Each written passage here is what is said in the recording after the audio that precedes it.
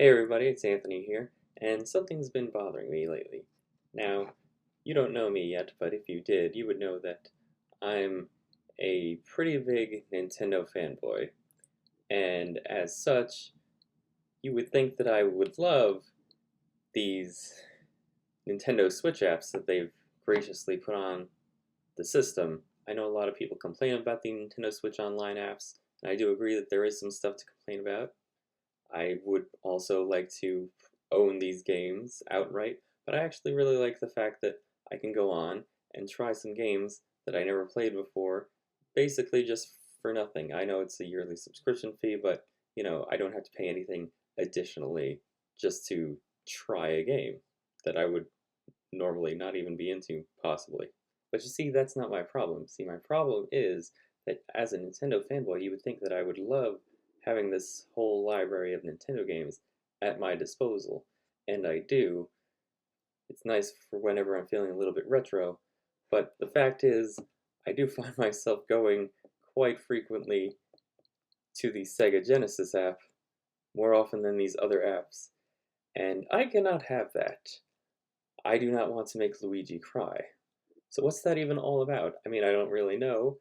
I would think maybe, if I had to guess, it would be probably that the Nintendo stuff is sort of either familiar to me and not as exciting, whereas the Sega Genesis app, it has a lot of stuff that I've never even heard of before, so I kind of am going to that. It could also be that some of the Nintendo games that I didn't play yet, like Super Metroid, are games that I just want to really just set aside time for and just actually just get deep into it rather than just jumping in and sort of playing it and just, I don't really like to play games that way. I know some people probably do, but I don't.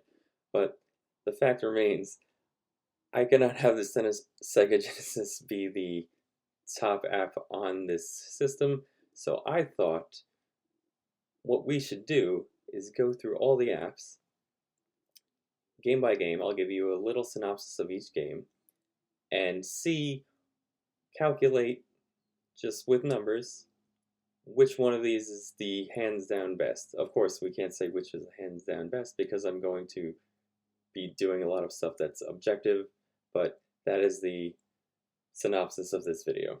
Before we start, I do have to explain my scoring system. So, if you're a retro Nintendo fan, we used to have the Nintendo Entertainment System, or regular Nintendo as I referred to it, and we had the Game Boy.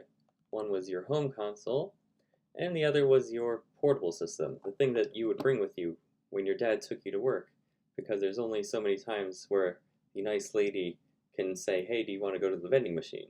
The Nintendo Switch, of course, is the first console that blended both home and portability.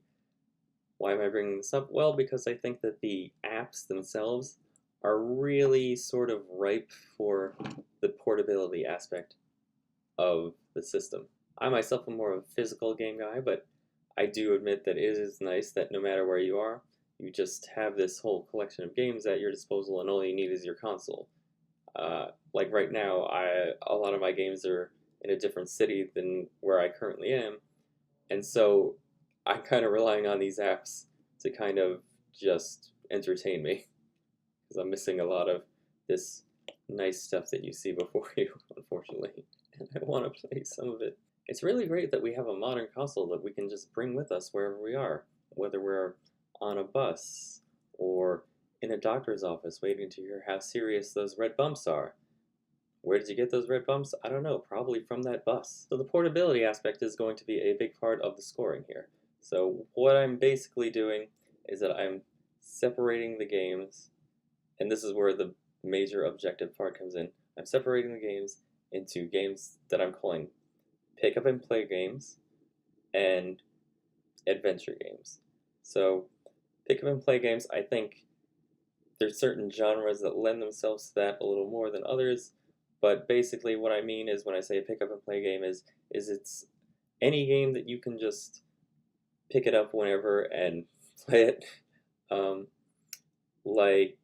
Say, Pac-Man. You can just pick that up and play Pac-Man, and you don't necessarily want to beat Pac-Man ever whenever you're playing it. You just want to play around with Pac-Man.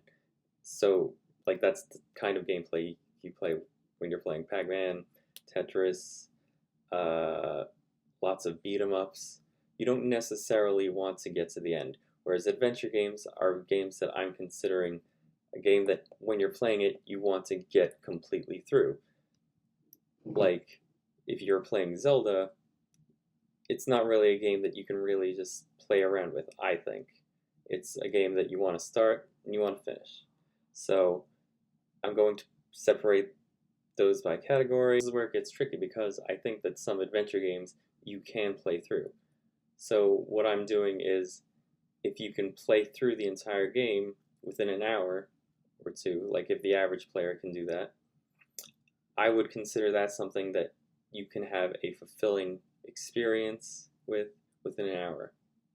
So I would put that in the pick up and play category, even though it's a game that you want to play entirely through. So that brings us to the scoring system. So if I consider it a pick up and play game, I'm going to award the app 40 points. But that is only if it is what I consider to be a good pick up and play game, which again is objective. If it is not good, but still pick up and play, I'm going to give it 30 points.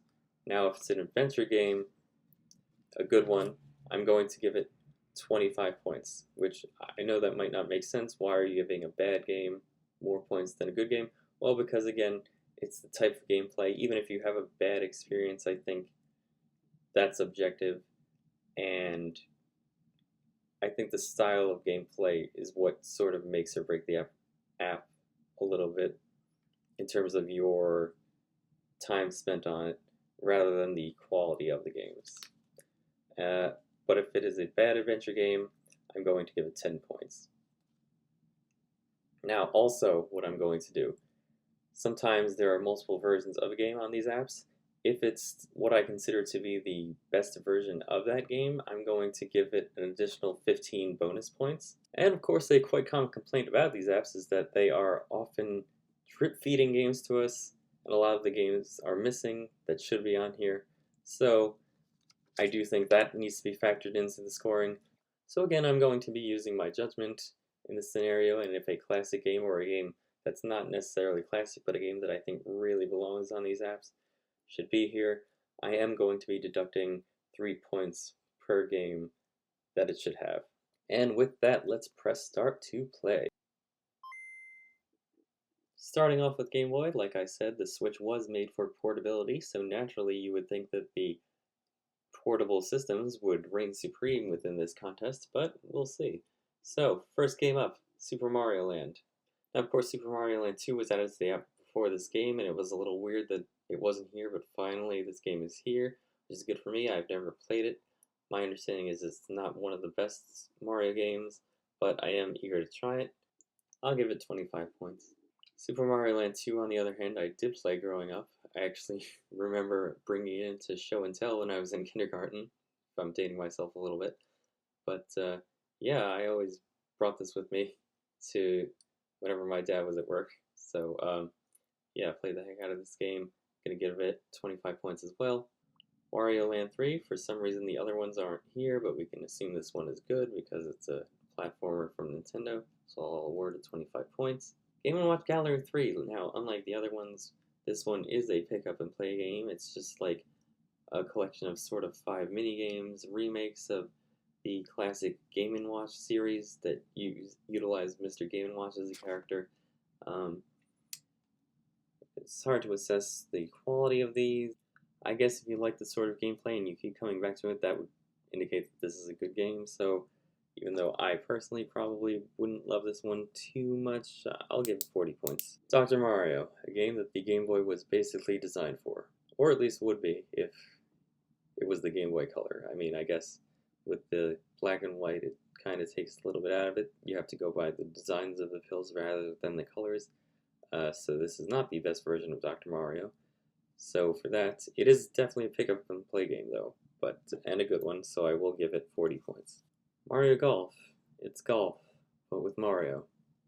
Same thing about tennis with Mario Tennis. They're both pick up and play games, so I'll give them 30 points each. Baseball. Is it called Mario Baseball? No, it's just called baseball because even though they put Mario on the cover, they know that it would be a lie to tell you that he's actually in this game. There's a guy called Mario, and there's a guy called Luigi, but you don't actually get to play as them, and it's honestly, when I was playing around with it, it was a terrible game, and you would only like it if you grew up with it.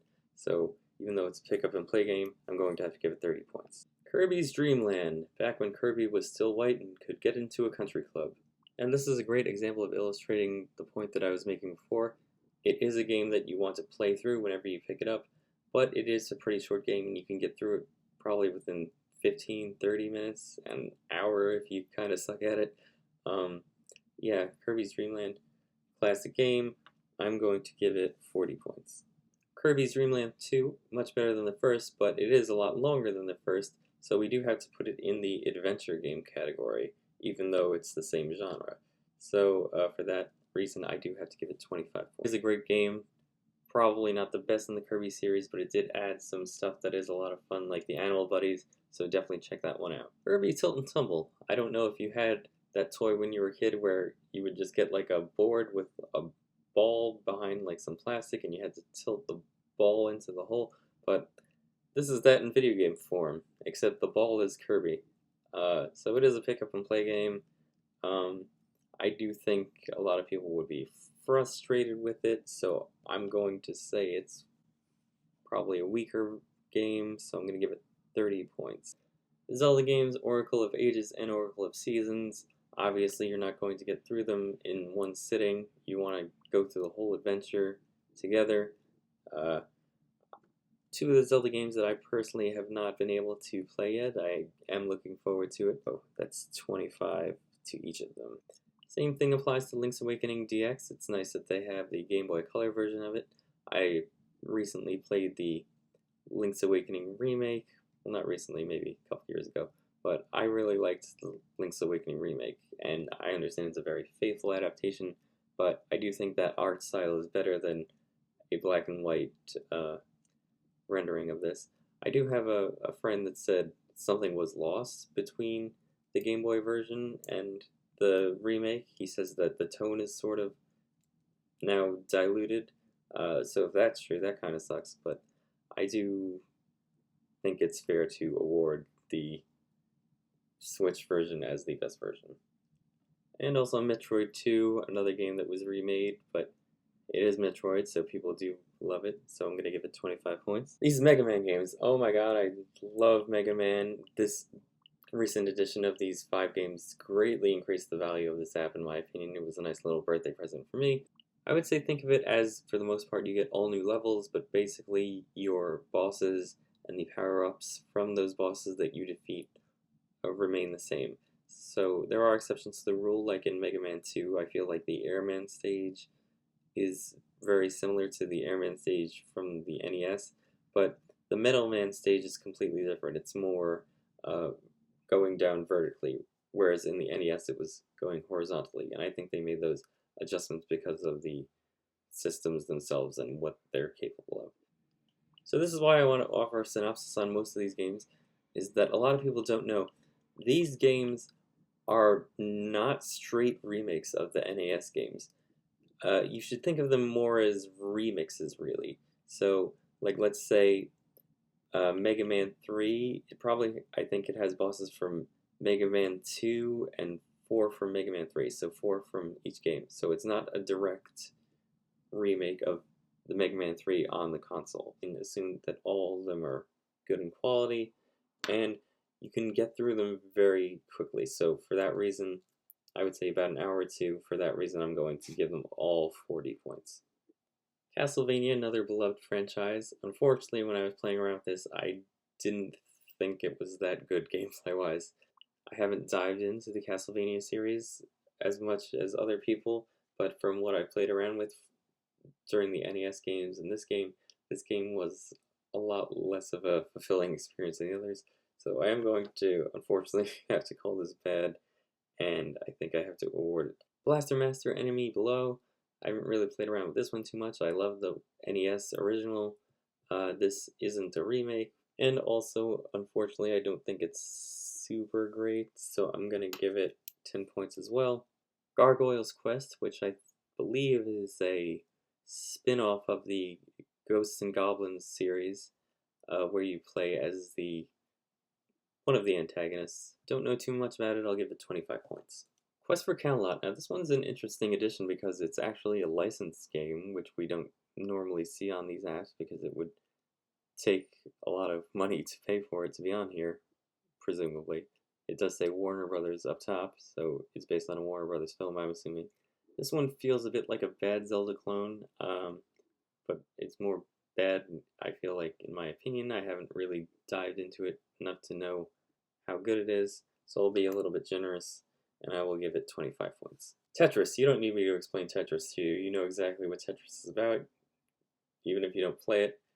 This is exactly the game that the Game Boy was made for, so of course it is going to get the full points because you can pick up and play it. It is the game that you can play for a few minutes, and whenever your mother screamed, "Get your ass to the dinner table now," you would be completely satisfied. Alleyway. Alleyway is basically Pong for people who are so lonely that they'll watch a silent Charlie Chaplin movie by themselves. Basically, you have your little Pong paddle, and you have to deflect a ball into a bunch of tiles, and just obliterate all those tiles. It's pick up and play, but not great, so I'm going to give it 30. Ever collect Pokemon cards as a kid? Well, this game is a lot like that, except nobody will throw their chocolate milk at you for not giving up your Blastoise. You won't really be collecting Pokemon cards in this game, you're really just more playing the game, a digital version of the game that the actual physical cards were sort of designed to play out. You'll be playing against computer opponents, of course. I don't think there was a game link option where you could play against other players, but if there was, that would be cool. Yeah, this is another hard one to categorize because it's kind of like the gameplay is such that it is more pick up and play, but I would imagine you want to play through the game. I think what I'm going to do is maybe give it 30 points. Burger Time Deluxe. Now that is false advertising because the Deluxe, no. Actual arcade Burger Time is a little bit different, and I would think it's a lot better. I've never become a Billy Mitchell type that plays Burger Time all day, so I wouldn't know how great the original is. But regardless, it is a pick up and play game, a worse one. I will give it 30. Alone in the Dark. Now this is an odd addition because my understanding is that it's a survival horror game. I don't know how well that will work on the Game Boy. I don't see anybody being scared of something that's just a green and black image, unless maybe it's nude photos of Whoopi Goldberg, to borrow a joke from The Simpsons, but I don't know, maybe there could be a scary game on the Game Boy Color, so, yeah, I don't know. I guess because of the genre, I'm assuming it's a longer game. I'll give it the benefit of the doubt and award it full points. Now it's time for deductions, and as far as games that are supposed to be on here go, obviously Pokemon. Pokemon Red and Blue, Gold and Silver, Yellow, Crystal, those are all missing. Very obvious choices to add. Don't know why they're not here. I'm not going to deduct for each of those, but I am going to deduct for the set. So minus 3 points for not having Red, Blue, and Yellow, another minus for Gold, Silver, and Crystal. First two Wario games are missing, and if you have the third one there, it's a little weird to me. If the other two aren't there, I kind of don't like when there's a numbered release, and we have that, but we don't have the previous one, so I'm going to be taking off 3 points each for those. Another classic piece of Game Boy history. I don't at all expect them to add this, because it wouldn't be possible, but Game Boy Camera. That was a very classic Game Boy game. Again, they can't actually add it, but I just do want to acknowledge it here, that it was great. It's not even acknowledged in Smash, really, which I don't really understand. There was a game called Mole Mania, which I've never played, but I think should be on here, as well as there's no King of Fighters representation anywhere on these apps. I understand that there's a entry in the Game Boy series that I think that they could easily put on here.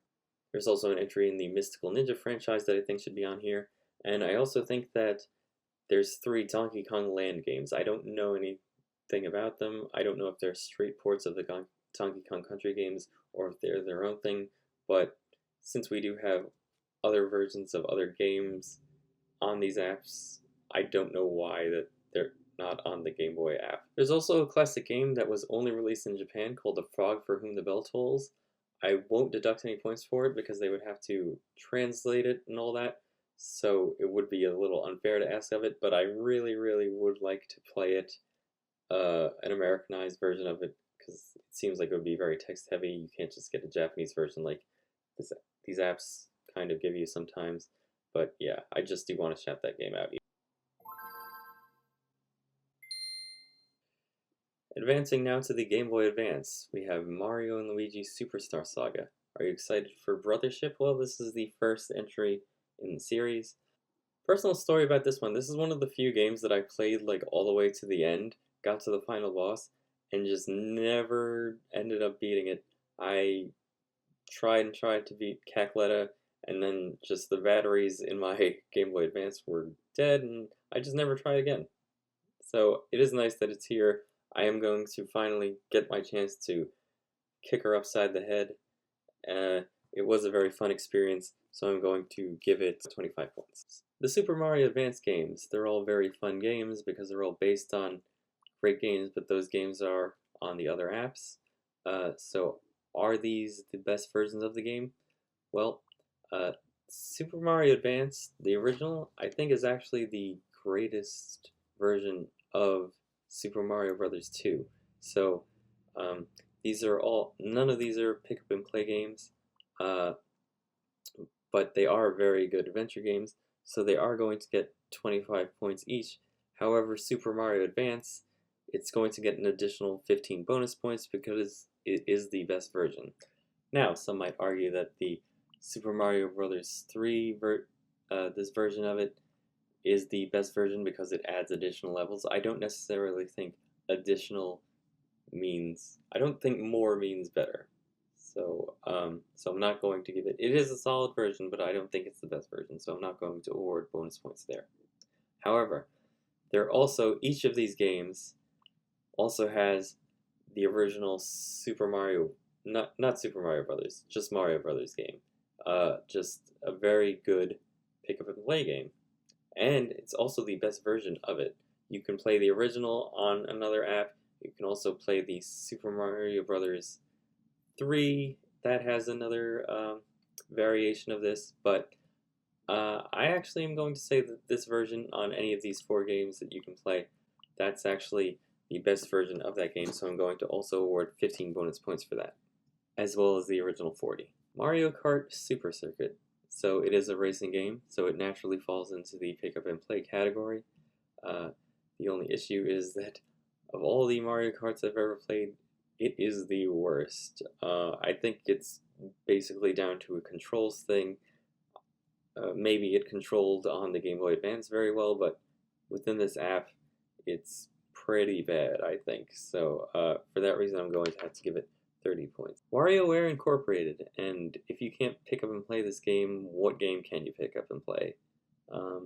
It's not really my thing, but it did spawn a whole series, so I would say that puts it in the good category, so I will be awarding it 40 points. Basically, it's a collection of micro games, just not even mini games, just picture a mini game and picture something shorter than that. That's what these are. I guess you can maybe practice and hone your skills on these mini games, but yeah, I think it's just more fun that it's a random thing. Kirby and the Amazing Mirror, another game that I'm eager to play because I never have. It's Kirby, so it's probably good. I'm going to give it 25 points. Legend of Zelda: The Minish Cap. This is another Zelda game that I have yet to play and I'm eager to. I played all the console Zeldas, but unfortunately the handheld Zeldas, I've missed out on most of them. In this one, Link gets shrunken down to the size of my paycheck, but it is still a great big adventure, so 25 points. The other Zelda entry that they recently added here was a version of Link to the Past, but the version with the Four Swords mode. Unfortunately, this is completely useless almost because you do need online connectivity and you need another person to play just to engage in that mode, rendering it completely useless. I mean, I guess some people might want to get together to play a game from 20 years ago, but yeah, usually if you're playing a retro game, you're doing it by yourself. It's based off an all-time great game, but you can play that great game on a different app, so we are going to give it 25 points. Most of us were introduced to the Fire Emblem series through Super Smash Bros. Melee when Marth and Roy first jumped into the fray, and it got people curious about where these guys were from. Now, I forget if this one is called the Binding Blade or the Blazing Blade, but it is called Fire Emblem over here in the West. And you can tell from both the title and the way that this game has been designed. This game was very much meant to be a jumping off point for all those new players. So if you're trying to get into Fire Emblem, you don't know where to start, this is a very good game that explains all the basics. Um, none of the games, most of the games don't have to do with another game, so you can just sort of jump in to the series whenever. I personally waited until they released the very first game, Shadow Dragon Blade of Light, to start playing. But I played that, and as crappy as that game is, I absolutely loved it, so I am eager to play around with this one. Now, strategy RPGs are difficult to categorize in terms of this contest because you can sort of pick them and play them because they go by maps. So you could maybe just do 1 or 2 maps within an hour and then have a fulfilling experience. But I don't know if that's fair. I think they do have to belong in the adventure category. So even though I think this is a very good game, I'm going to give it 25 points. Metroid Zero Mission, which my understanding is that it is a remake of the first Metroid. However, I am seeing people saying, since it just got recently added to the app, that it's sort of nothing like the first game, and that if you play this game and the first game, they're completely different experiences, and that it's more of a retelling story-wise of that game. So basically, it's just meant to just take the original game's place in a Metroid timeline if you were a Metroid lore fanatic. But gameplay-wise, they're very different. I don't know. I haven't played through any Metroid till the end, so unfortunately I can't give you any data there, but I'm going to assume it is a classic. I'm going to assume it's great. I know the original Metroid game, you get the best ending for beating the game in an hour, so that means you can play this game in an hour. I don't think most players are going to do that. I think it's a much longer experience. So we're going to call it an adventure game, and we're going to give it 25 points. Metroid Fusion, on the other hand, is its own thing, a completely original game. This is where she gets her fusion suit, and I don't think the Metroids are the main antagonist, or the main problem at least. I believe it's some other virus that's affecting the Metroids in some way.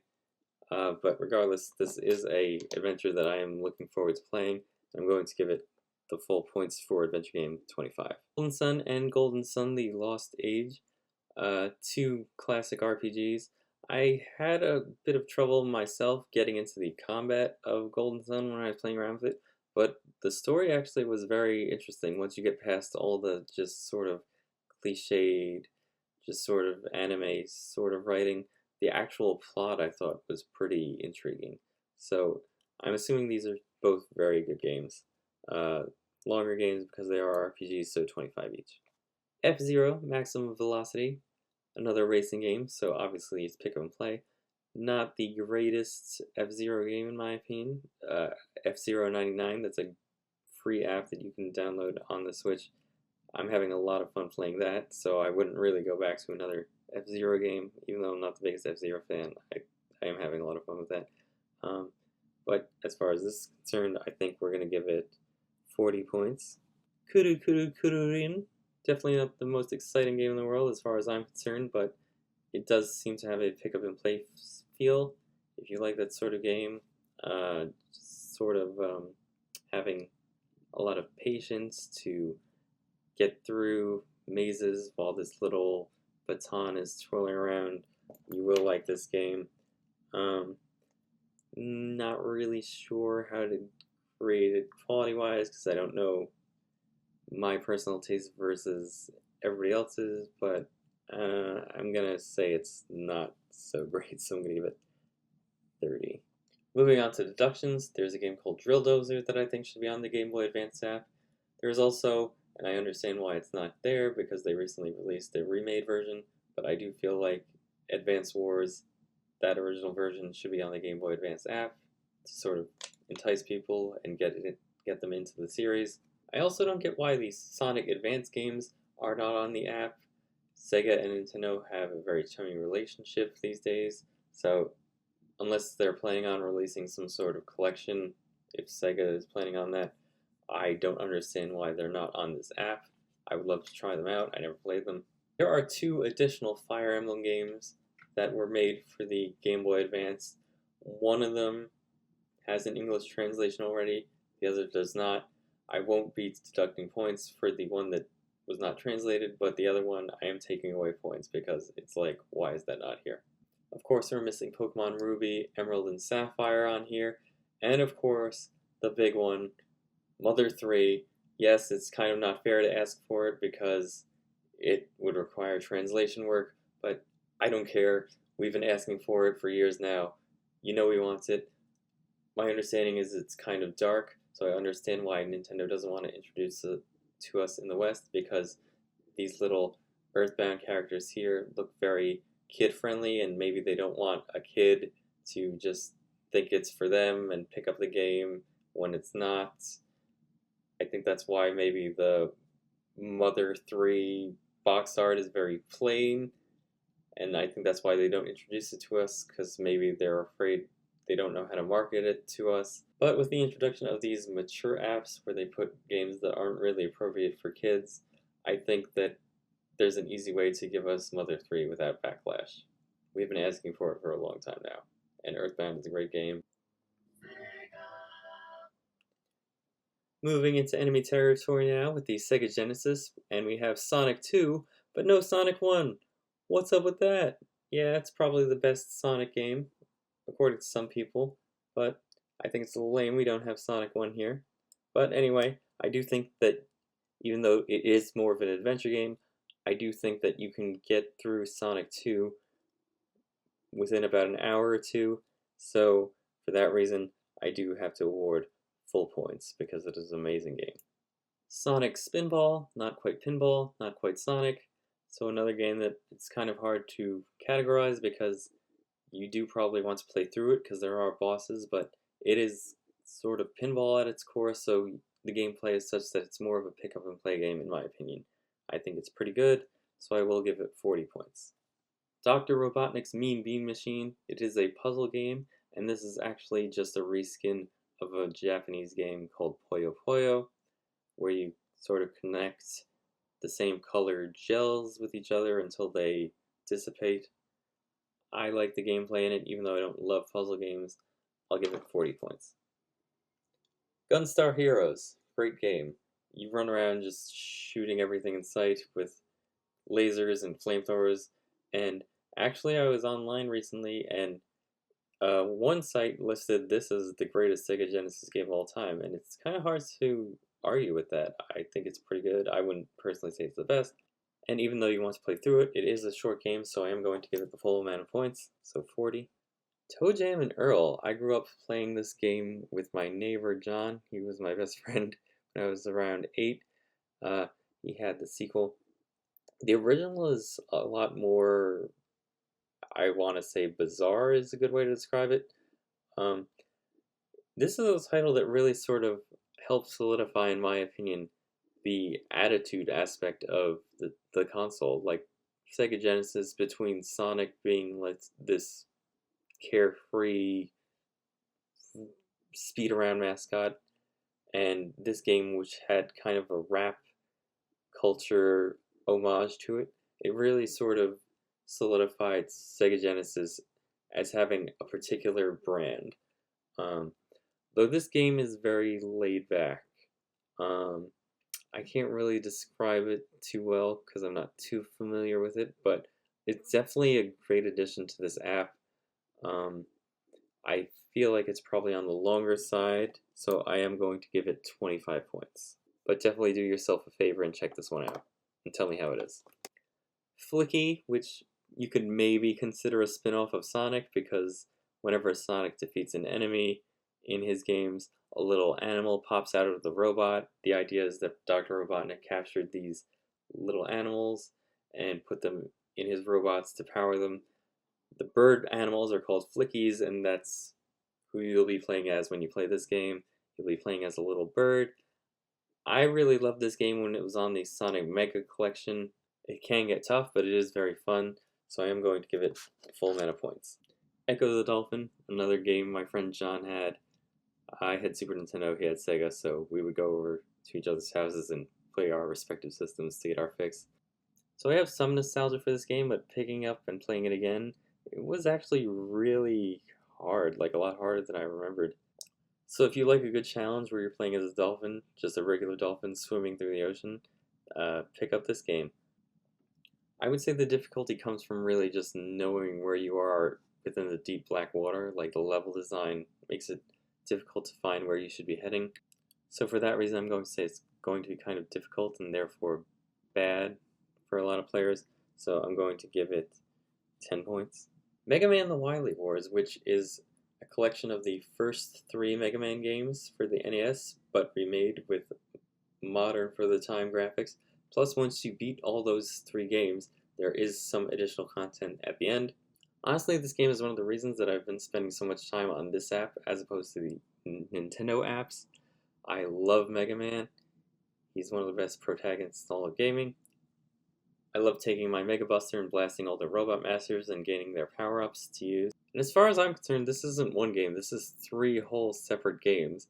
And they're 3 games that are amazingly fun, and you can get through them within a short amount of time, so that's going to be 40 points times 3. It might not seem fair, but with that level of greatness, you gotta kinda do it. Moving on to the other reason that I'm spending so much time on this app, I'm getting very into Street Fighter 2. I sort of grew up with it. I only grew up with it as far as arcades are concerned. I didn't have any home console versions of it, but I did play it in the arcades, and it was too tough for me then. Now I'm sort of getting into it. I still probably would get my ass handed to me with a human opponent, but yeah, I'm loving this game so much that I keep playing it. It's probably not the best version of Street Fighter 2. They released quite a number of them, and I don't think this is the preferred favorite, so I'm not going to give it any bonus points there. Same reason why I didn't give Mega Man The Wily Wars any bonus points, because I feel like the NES versions of those games are probably considered superior.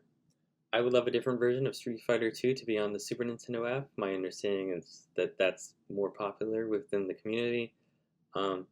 Really, I just want to practice on the version that everybody loves so much, so I can get better at that. I think they add super moves, that sort of thing. But yeah, I'm having tons of fun with this game. It's the reason I'm having so much trouble putting the Sega Genesis app down. And it's the exact type of game that belongs on this app. A game that you can pick up, play with whenever, put it down, you're completely satisfied. So for that, definitely all day, full points. Ghouls and Ghosts, which it might be confusing because of the titles. I just want to definitively state this is a sequel to Ghosts and Goblins on the NES and other platforms. This series is pretty hard, but I find it to be a very fun game. It's short, so even though you want to play through it, I do count it as a pick up and play game, so I am going to give it 40 points. If you like slaying monsters with your sword and magic spells, definitely check this one out. Compare that to another series that's all about slaying monsters and ghosts. So Castlevania Bloodlines, you can play as 2 separate characters in this one. It's a pretty fun entry from what I've played around with. I haven't gotten to the end, but certain things like the second level, the water level, when you're fighting like a mini-boss, I really love that. Unlike Ghouls and Ghosts, this one seems too long to play in one sitting, so I am going to have to give it 25 points. But it's definitely worth your time. Earthworm Jim. It is kind of annoying that both Earthworm Jim and Earthworm Jim 2 are on separate apps, but hey, we do get both of them, so I can't really complain too much. This is a very bizarre sort of game as far as sense of humor is concerned. I mean, an earthworm as a superhero with a laser. Another classic that I'm eager to play, and it is a good adventure game, so I am going to give it 25 points. Comic Zone. I actually really like this one. It's a beat 'em up style game with a comic book aesthetic, so it's really cool. I think it's a really ahead of its time concept where you're basically playing a comic book character, and whenever you transition to a new screen, instead of it just side scrolling, it goes to a different comic book panel, which I think is really cool. So I am going to give this full points because I do think you can get through it in a short amount of time if I'm correct. No, you can't wander down through those streets. Why? Because the streets of rage. So Streets of Rage 2, another beat 'em up. This series is pretty revered as far as beat 'em ups go. I think the fourth one came out in recent years, and people were saying it's one of the best beat 'em ups ever. As far as the second one goes, it's not really my thing, but it is a beat 'em up, and it is a pick up and play game. It gets 40 points. Virtua Fighter 2, which is a fighting game, but since Street Fighter 2 is on this app, this game might as well be called Virtually No Reason to Play This. It being a fighting game means it is a pick up and play game, but I don't think it's very good, so we are going to give it 30 points. Next up is Ristar, which some people might pronounce as Rystar, but it is a star that reaches for stuff with his wrists, so I think Ristar is probably the proper pronunciation. It is a fun platformer with its own unique flavors, so I am going to give it 25 points. Pulseman, and this is where I want to take a little side rant, because why? Why do you need to make this tile so much bigger than everything else? I know most of these tiles are based on the original box art, but is there a single individual? Is there one that would be upset if you just made this proportionate to every other thing on the app? I don't understand why this is so large. It doesn't need to be. But anyway, this game plays sort of like Mega Man, but with a little bit of Sonic added in. It seems like it would be pretty fun if you know what you're doing. I kind of didn't in the first level, so maybe I have to research it a little better, but regardless, I'm going to give it 25 points. Dynamite Heady, which judging from the box art is about playing as a pissed off Fraggle Rock character. I guess you'd call this one a platformer. You're kind of just running side to side, and you're using your head to bash enemies. It's sort of fast paced. It's an adventure game. Kind of hard to say whether or not it's bad or good. I'm going to lean on the side of bad and give it 10 points. Kid Chameleon. Wow, awesome. You mean if I play this game, I get to be as cool as that kid on the box? Nice. Basically, you play as a normal kid. You go around bashing blocks Mario style in the hopes of getting power-ups that you can fight enemies with, but it's just, I don't know, it's not great. Honestly, this Marty McFly ripoff on the box comes off as way cooler than this game actually feels. It's not terrible, but I don't know, I just find the gameplay to be very just kind of bland, so for that reason, I'm going to give it 10 points. Strider. Now, how to describe Strider? Honestly, for you comic book fans, I don't think it would be a bad description of this game to say that it gives me the feeling of playing as a soldier on the planet Krypton. It has that kind of aesthetic to it, of what I associate the bottle city of Kandor to be like, at least. But it's a side-scroller, and you go through hacking away at robots and aliens with your sword. Its difficulty may vary. I think it seems kind of fun, so I'm going to give it 25 points. Alien Soldier plays a lot like Gunstar Heroes. You get to pick your weapons at the beginning, and you play as, again, for DC comic book fans, you play as some sort of Tomari ripoff. But it is a fun game, even though it's hard. It seems like it's probably on the shorter side, so I will give it 40. Alien Storm, not related to Alien Soldier, and it is a lot less fun. Perhaps that the amount of fun you get out of it might actually come down to which character you pick. You pick 3 characters defending, I assume, the Earth from aliens or mutants. Well, probably not mutants, because it is called Alien Storm, so dumbass. But this game does come with a lot of bull plop, so I'm going to give it a 30, because despite being sort of pick up and play style, it's not very good. Target Earth, which, if this game is indicative of the quality of products that the Earth is putting out, I don't blame an alien species for targeting Earth. It's a side-scroller. You can kind of gather what it's about by the box art, but it's not that great, so I am going to give it 10 points. Musha, another game that keeps having me coming back to this app.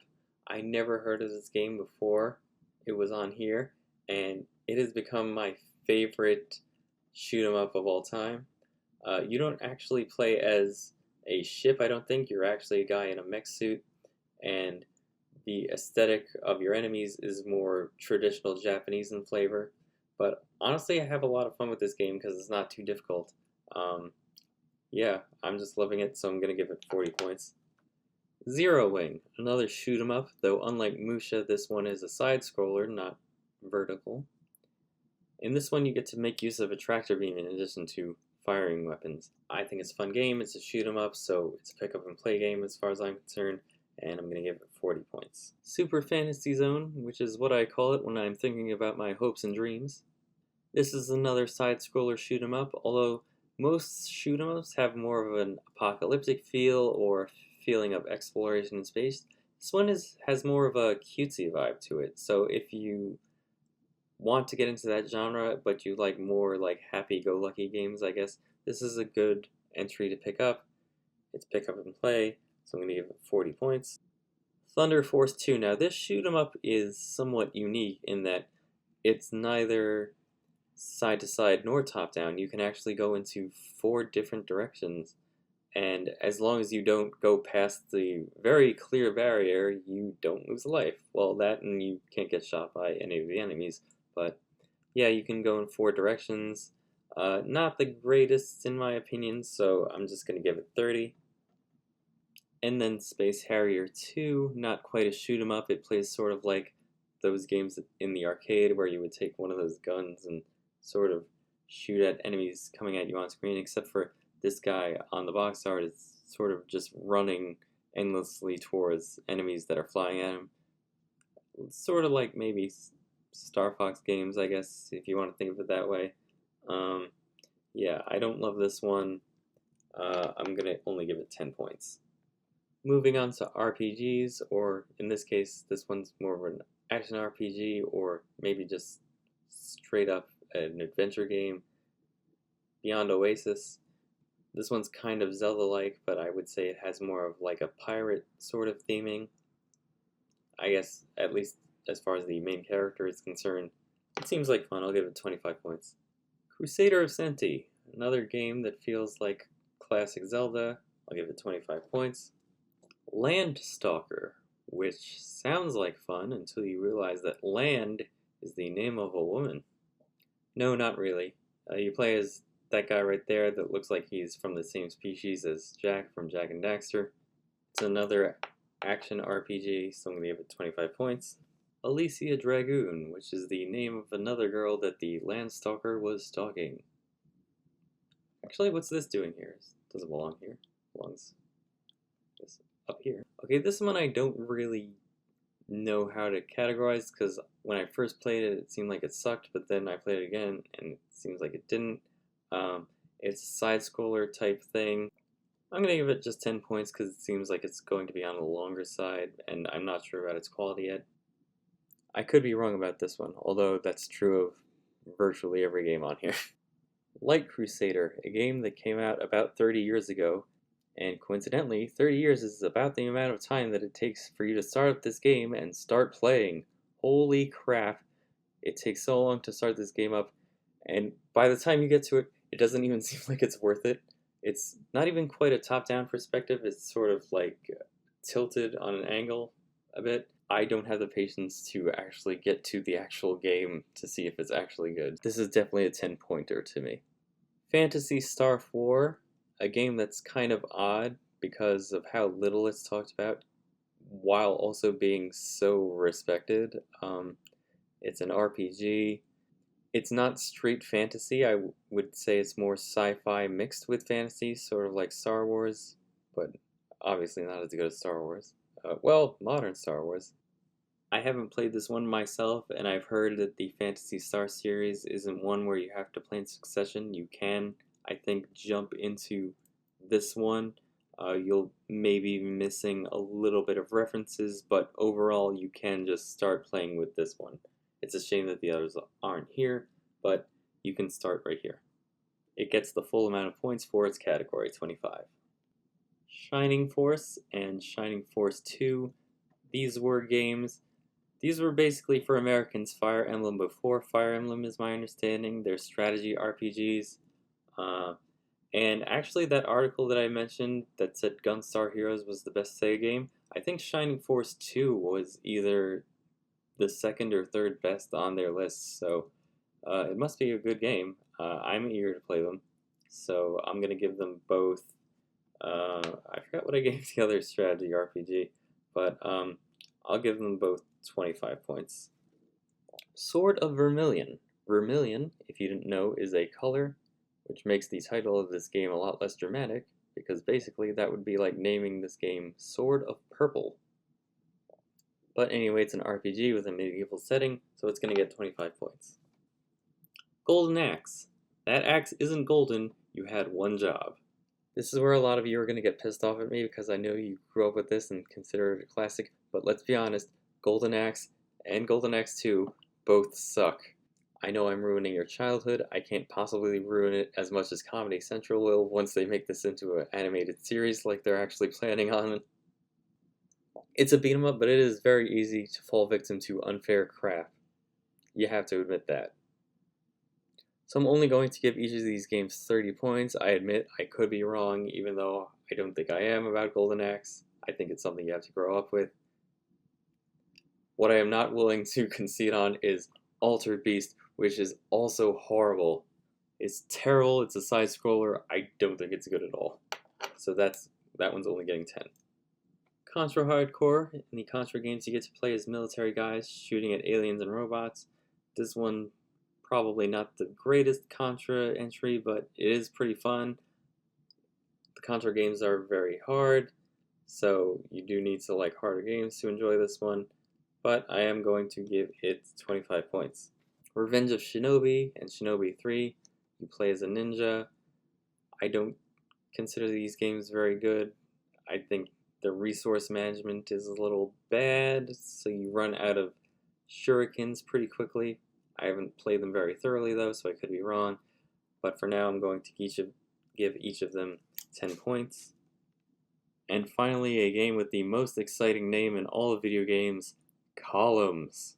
This one's a puzzle game, sort of like Tetris, except you get about 3 of these little jewels dropping down at once, and you have to line them all up, and if you get 3 in a row, those jewels dissipate.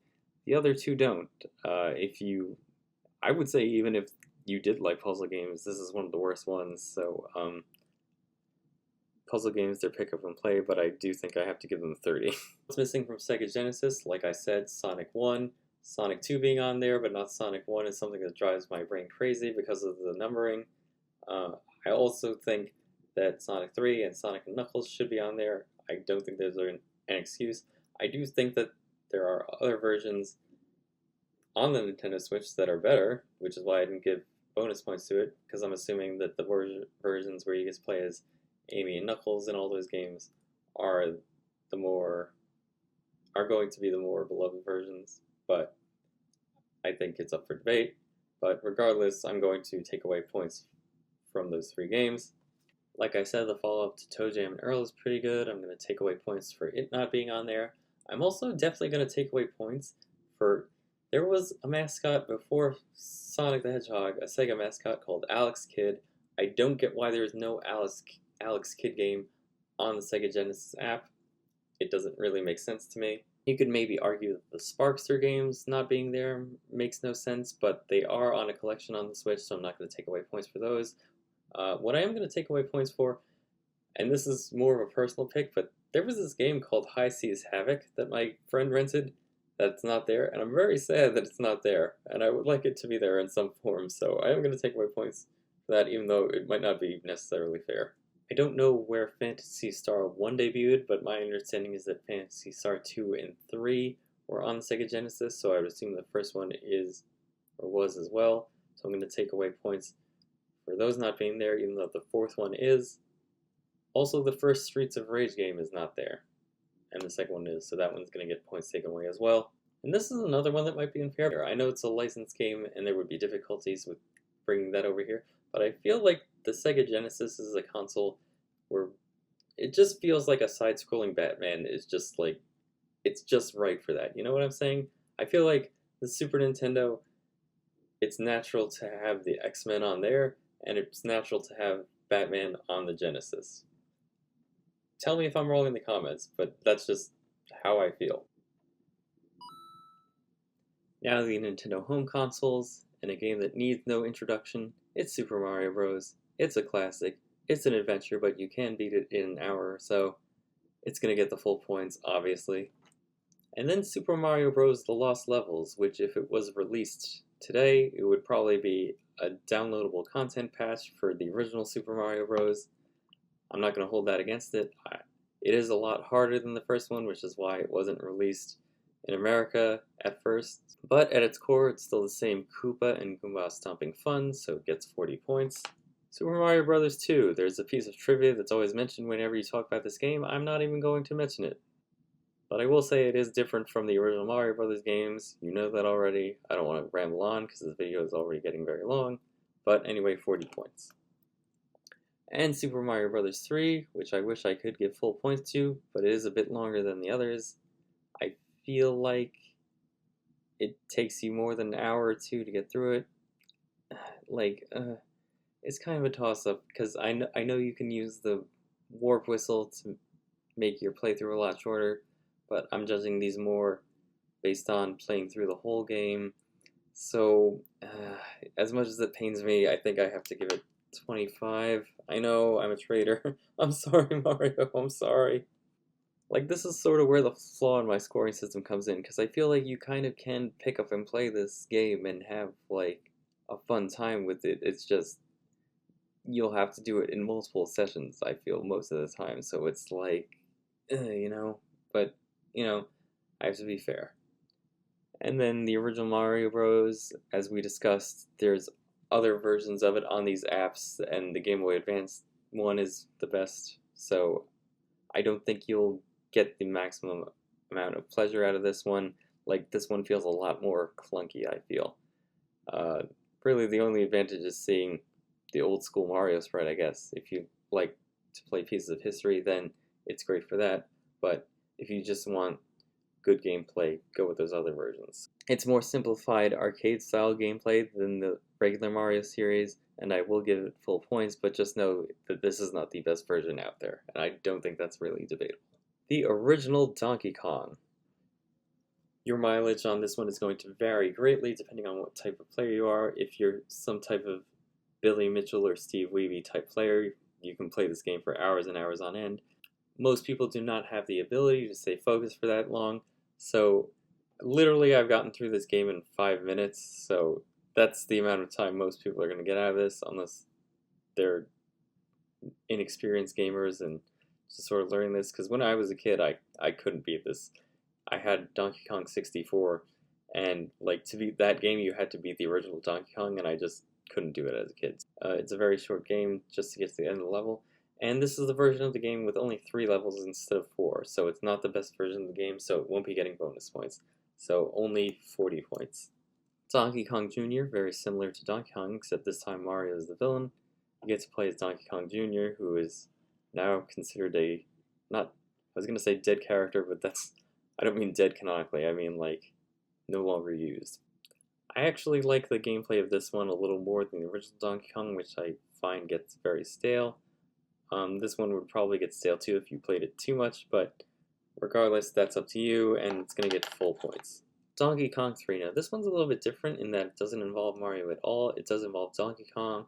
You play as a guy named Stanley. I know, real heroic. But basically, Stanley's objective is to take a can of bug spray and squirt Donkey Kong in the nether regions with it, and that's how you win the game. I know it's inappropriate. And unlike the 2 predecessors, this game actually does not have an end. This one I'll give 40 points to, even though I don't think it's as good as the other 2. Dr. Mario. All Dr. Mario games are basically the same, and yet this is the best version, so it's going to get the 40 points plus the 15 bonus points. Next up is Wario's Woods, but it's actually not a game starring Wario. You actually play as Toad. Wario is the antagonist, riding his high from when he was introduced in Super Mario Land 2. It's a puzzle game. It's pretty unique because you get to actually control a character while stuff falls. Like in Tetris, you don't actually control a character, you just control falling items. This one, You actually control Toad, and he manipulates the falling bombs and other falling junk. I'll give it 40 points. I keep wanting to call this game Yoshi Cookie, but that's actually a different game. This game is just called Yoshi, and it's another puzzle game, a puzzle game in the style of Tetris, I guess. I don't think it's very good, but I'll give it 30 points. Any kid who's ever held a gold cartridge in his hand can tell you that they knew just how special The Legend of Zelda was even before they started playing it. It is an absolute classic. A lot of people will tell you it doesn't hold up today. I personally can play it and still love it, so I don't know. I think that's more of an issue where people just can't appreciate older games. It's one of the longest games on the NES, I feel, so it's going to get 25 points. Zelda 2, Adventure of Link is a lot less revered. I still think it's good enough to be considered of high quality. I'm going to give it 25 points.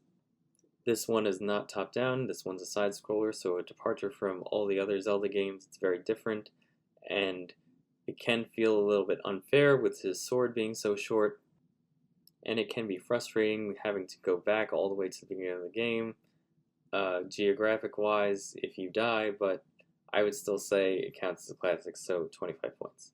And then Metroid, as we discussed, this probably isn't the greatest version of Metroid, considering Zero Mission exists, but it is a classic. You can beat it in an hour, that's how you get the greatest ending. I mean, endings back then weren't spectacular, but this one, for its time, it was a big reveal. I'm not going to spoil it for you, even though you probably know what it is.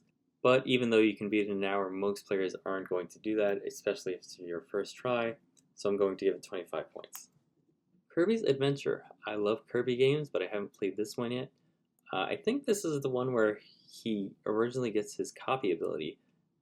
Fact, if you didn't know, in the original Kirby game, which he debuted on the Game Boy game that we already covered, he did not have the copy ability in that game. He just was able to float and puff up air at people, and that's how he attacked. But in this game, I think this is where he gets his first copy abilities. I imagine it's a pretty good game, so I'm going to give it the full amount of points, 40. Then Earthbound Beginnings. I haven't played this one, but if it's anything like Earthbound, which is one of the best games ever in my opinion, it's sure to be a pretty good game. So I'm sure Shigesato Itoi, the game's creator, probably delivers on this one. It's an RPG, so it's probably longer. And that character that you're looking at on the box art is not Ness, it's actually a character named Ninten. There's actually a bit of a debate in the community as to the identity of Ninten. Some say he might be Ness's father. Others might say he's just an alternate version of Ness. If you play Smash Ultimate on the stage called Magic Hint, that kind of, I can't really spoil anything for you, but it kind of indicates that he's more of an alternate version of the Ness, even though my headcanon for a while has been that he's Ness's dad. So, just know that you're not playing as Ness. You're playing as a completely separate character if you choose to pick this one up. People say that you should probably play Earthbound and then this game, even though this game takes place before that. Well, not really takes place before it, but it was made before that. But either way, I would assume you can probably go play either one and be fine. And I'm going to give it 25 points. Ice Climber. Now this one is frustrating because I feel like this would be an absolute classic if it wasn't for the fact that jumping is so horrendous in this game. Like, you can jumping up, you get a lot of height, but trying to jump horizontally, you get virtually no distance, and it's very frustrating. If jumping was as crisp here as it is in the Super Mario games, this would probably be, like, not quite the level of Pac-Man, but it would just be a little bit below Pac-Man in terms of classicness, I feel. A lot of people, for some reason, think that you control two Ice Climbers, people that have never played it, according to comment sections that I've seen on YouTube videos. You actually play as only one Ice Climber, but it can be a co-op game if you get a second player. It's pretty difficult, but I find it to be very fun. So I'm going to give it 40 points because you can just pick up and play it, even though you probably want to play through it, and it will probably take you an hour or two. I mean, it's debatable on the length, but I think the gameplay is such that it's more of a pick up and play game, so 40 points. Next up is Kid Icarus. It's a side-scroller, it's got a reputation for being somewhat difficult, but it probably is a classic, so I'm going to give it 25 points. Blaster Master, one of my favorite games for a regular Nintendo. I think you would classify it as a Metroidvania because it's this map where you do a lot of backtracking. So it's really one of the earliest Metroidvanias, if you think about it, because Metroid and Castlevania, that genre wasn't really solidified until I think after this game was released. It's about a kid whose pet frog gets loose and gets into radioactive material, and he goes to save his pet frog, and it's a really cute story. I actually have a novelization of the book. My fifth grade English teacher, she had a copy, and that was around the time that I was playing this game for the first time. And I was like, oh my god, can I have that book? Because at the end of the year, she was giving away books, and she totally let me have it. I love it. You control a tank for the most part and roam through the levels that way. But then at certain sections, your guy hops out and you're on foot, and it switches from a side scroller view to a more top down view. Those are the sections where you fight all the bosses. Now, I think I first got my hands on this game when I was 10 and the NES was no longer relevant, but I didn't know this about this game. I just recently learned about it. It was based on, I think, a more anime style game, and when they brought it to the US, they changed a lot of it. They Americanized it a little bit. But I bring this up because there's actually a remake of this game for the Nintendo Switch. Plus, they also made two sequels to this game that were never before made. So there's a requel of this, plus two additional entries based on nothing. And when they remade those games, those took more of an anime aesthetic. Now, I'm kind of torn because graphically, those are much more beautiful games, but they do go with the anime aesthetic, which I just didn't grow up with, and I feel is kind of overused, and I've never been an anime guy, so I don't really. It's hard for me to kind of dive into those, you know? It just feels like something's lost once they go that route. Those remakes are definitely an improvement in some areas. I'm not going to debate that, but I do think this game is the better version. I think a lot of this game's charm is because it's retro and because it uses those NES style graphics. So I do think this is better. So I am going to award it the 15 bonus points. So because this is on the longer side, it's going to get 25 points plus 15. Star Tropics, another classic NES game. I love this game.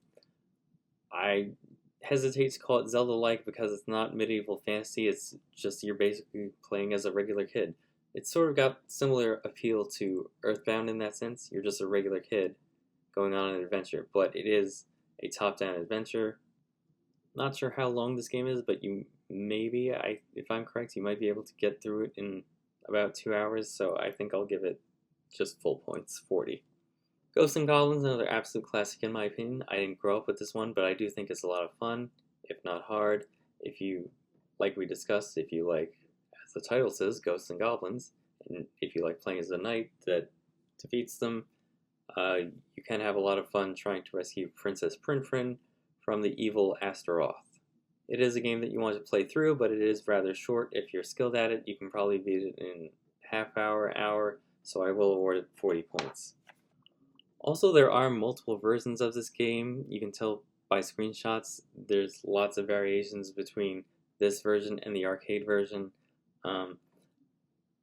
I don't know which one is the hands down best, but I'll be generous here and give it an additional 15 points. Punch-Out! This one, even though you want to get to the final boss, is definitely pick up and play in style. The original version was Mike Tyson's Punch-Out, actually. Athletes are always endorsing products, and Mike Tyson was one of the first athletes or celebrities to endorse a video game. The problem with that is that of course costs a lot of money and they can't keep re-releasing that game without paying Mike Tyson loads of money. I'm going to say this version is the best version because even though that other version is more of a rarity, I think having a real life celebrity, if you don't like that celebrity, can probably affect your enjoyment of the game. This one's more contained within a universe, so it is a fun boxing game, even though it's probably the hardest NES game of all time, if I'm being honest. Left off a lot of hardest games lists, I don't know why. As far as scoring is concerned, yeah, it's fun, but I feel like most players who pick this up are not going to reach the end of it, and for that reason, I don't think I should give it full points, so I'm going to give it 30, plus the 15 bonus points. Balloon Fight, very underrated, I feel. Nobody really talks about it, and it's a very fun game from what I played around with it. I don't think you can actually beat the game. I think you just keep playing until you're sick of it. But regardless of the time that I played with it, I think was very fun, so I'm going to give it 40 points.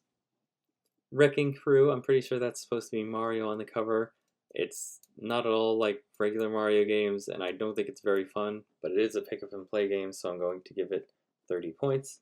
Clue Clue Land, another pick up and play game that I don't think is fun. Yes, you can play towards the end. I think there's about maybe 25 maps or levels, whatever you want to call it, but I think the controls are just so terrible, and if you really, really are into retro games, you might like this one. And I mean, if you're of the younger generation, you would have to put in a lot of practice to actually be good at this to where you would enjoy it. So, I mean, for that reason, I'm only going to give it 30 points. Excite Bike and versus Excite Bike. Both are very similar from what I played. Like, they're pretty much the same game. Maybe the sequels just has a little more added to it. I don't love it, but and it's hard to kind of gauge like how classic it is because like do people just consider it classic because it's retro or do people actually love it? I mean, I don't know. I think it is. These are pick up and play games, but I think I don't know. I think I'm gonna err on the side of that they're not great. They're probably more frustrating than they are fun. So 30 points each. You got Trouble right here in River City. River City Ransom. It's a classic beat 'em up, possibly a little too classic in that it might be considered outdated. I can still have fun with it, and you can get through it in about an hour or so. Not that it matters because this is a beat 'em up and that genre is very pick up and play style. I do think it's good. I will give it 40 points. Then Super Dodgeball, which actually stars the mascot characters from River City Ransom. In my headcanon, I actually consider these two characters on the box art for River City Ransom to be two separate characters called Alex and Ryan, whereas the characters in Dodgeball are Kunio and Ricky. I know YouTuber John Riggs once said he could play this game every day. It is pretty simplified gameplay, so if you like that sort of thing, you will have fun with this. I'd say 40 points fits. And this game I don't think has a proper English name, so I'm just going to call it the Kunio-kun Olympics game. It stars those same mascot characters from River City Ransom. Basically, you're competing in a decathlon. I don't think it's as fun as the other games, so I'm going to give it 30 points, even though you can pick up and play it. From the same company, we have Double Dragon and Double Dragon 2. These are also beat 'em ups. I don't consider them as good as the River City Ransom franchise because I find the controls to be very stupid. Basically, no matter what direction you're facing, if you press an attack button, like basically the attack buttons control which direction you're attacking in, if that makes sense. I know it's hard to visualize my description, but basically if you press A, you're always attacking to the right. When you press B, you're always attacking to the left, no matter what direction your character is facing, and it's very unintuitive in my view. Like River City Ransom, they're street-themed beat-em-ups, though this one seems like it has more of a martial arts flair to it. So even though I know people love these games, I do feel like because of that I do have to give them only 30 points each. Adventures of Lolo, I don't know too much about it, but it is an adventure game. I think that character that you see on the box art, I think it's supposed to be the same character as a boss in Kirby. It's possible that it could be its own entity and not that, but I think that boss in Kirby is called Lo, and it looks very similar, so I'd be surprised if there's no relation there. Regardless, I'm going to give it 25 points. The original Dig Dug is a classic, but we don't have that one here. We only have Dig Dug 2. It's pick up and play, so it's going to get 40 points. Devil World, another pick up and play game, which is basically a worse version of Pac-Man, although more Catholic approved. This one's getting 40 points. Mighty Bomb Jack, I think you would call it a puzzle adventure. You can beat it in about an hour is my understanding, so I'm going to give it 40 points. Mappy Land, another game that I think you can play through, although I believe it's a short game. I don't think it's very fun, so I'm going to give it 30. Snake Rattle and Roll, another one that's kind of difficult to categorize because it does have sort of pick up and play style, but I think you might want to play through it. I guess I'll give it 30 points. Kung Fu Heroes, a game which YouTuber Jeremy Parrish doesn't like very much for some reason. I personally liked it a lot. You play as these two little kung fu guys, Jackie and Lee. It's from a top-down perspective, and basically you just have to beat like a dozen enemies per screen, and then you get to move on. Now you can beat this game in about an hour, and I do want to give it full points, but unfortunately, to beat this game, you do have to get a specific item, and that item is very easy to miss, meaning that you can get all the way to a specific level and not have the item that is required to beat a certain enemy, and you won't be able to progress, and that is something that would frustrate a lot of players, so I can't in good faith give this game full points, so I am going to give it only 30. The Mysterious Murasame Castle, it plays a lot like the original Zelda game, although it has more of a Japanese flavor to it. If you like Zelda, you'll probably like this one. I'm going to give it 25 points. I have no idea what we're supposed to call this game because it doesn't have an official name in America, but I think over there it might be called Ninja Jaru Jaru Kun. It's another game where you play as a ninja. It's a side scroller. You gotta throw shurikens at these little enemies. I don't think it's that great. It is a pick up and play game, I think, but since it's not great, I'm going to give it 30 points. Ninja Gaiden, another classic game for the NES, although one that is notoriously hard.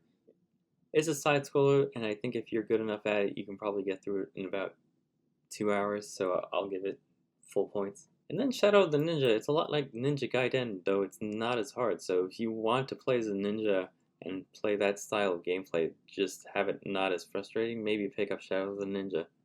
I'll give it 25 points. Gradius, or do you say Gradius? Let's call the whole thing off. This is a shoot 'em up, side scroller style. It's one of my favorites in the genre. I really liked it. It's pretty short. I'm going to give it 40 points. Xevious is a vertical shoot 'em up. I prefer Gradius. I'll give it 40 points. And then Twinbee, another vertical shoot 'em up, and another one that is more upbeat rather than apocalyptic. 40 points. Star Soldier, another vertical shoot 'em up. This one I don't think is as good, so it's not going to get as much points, only 30.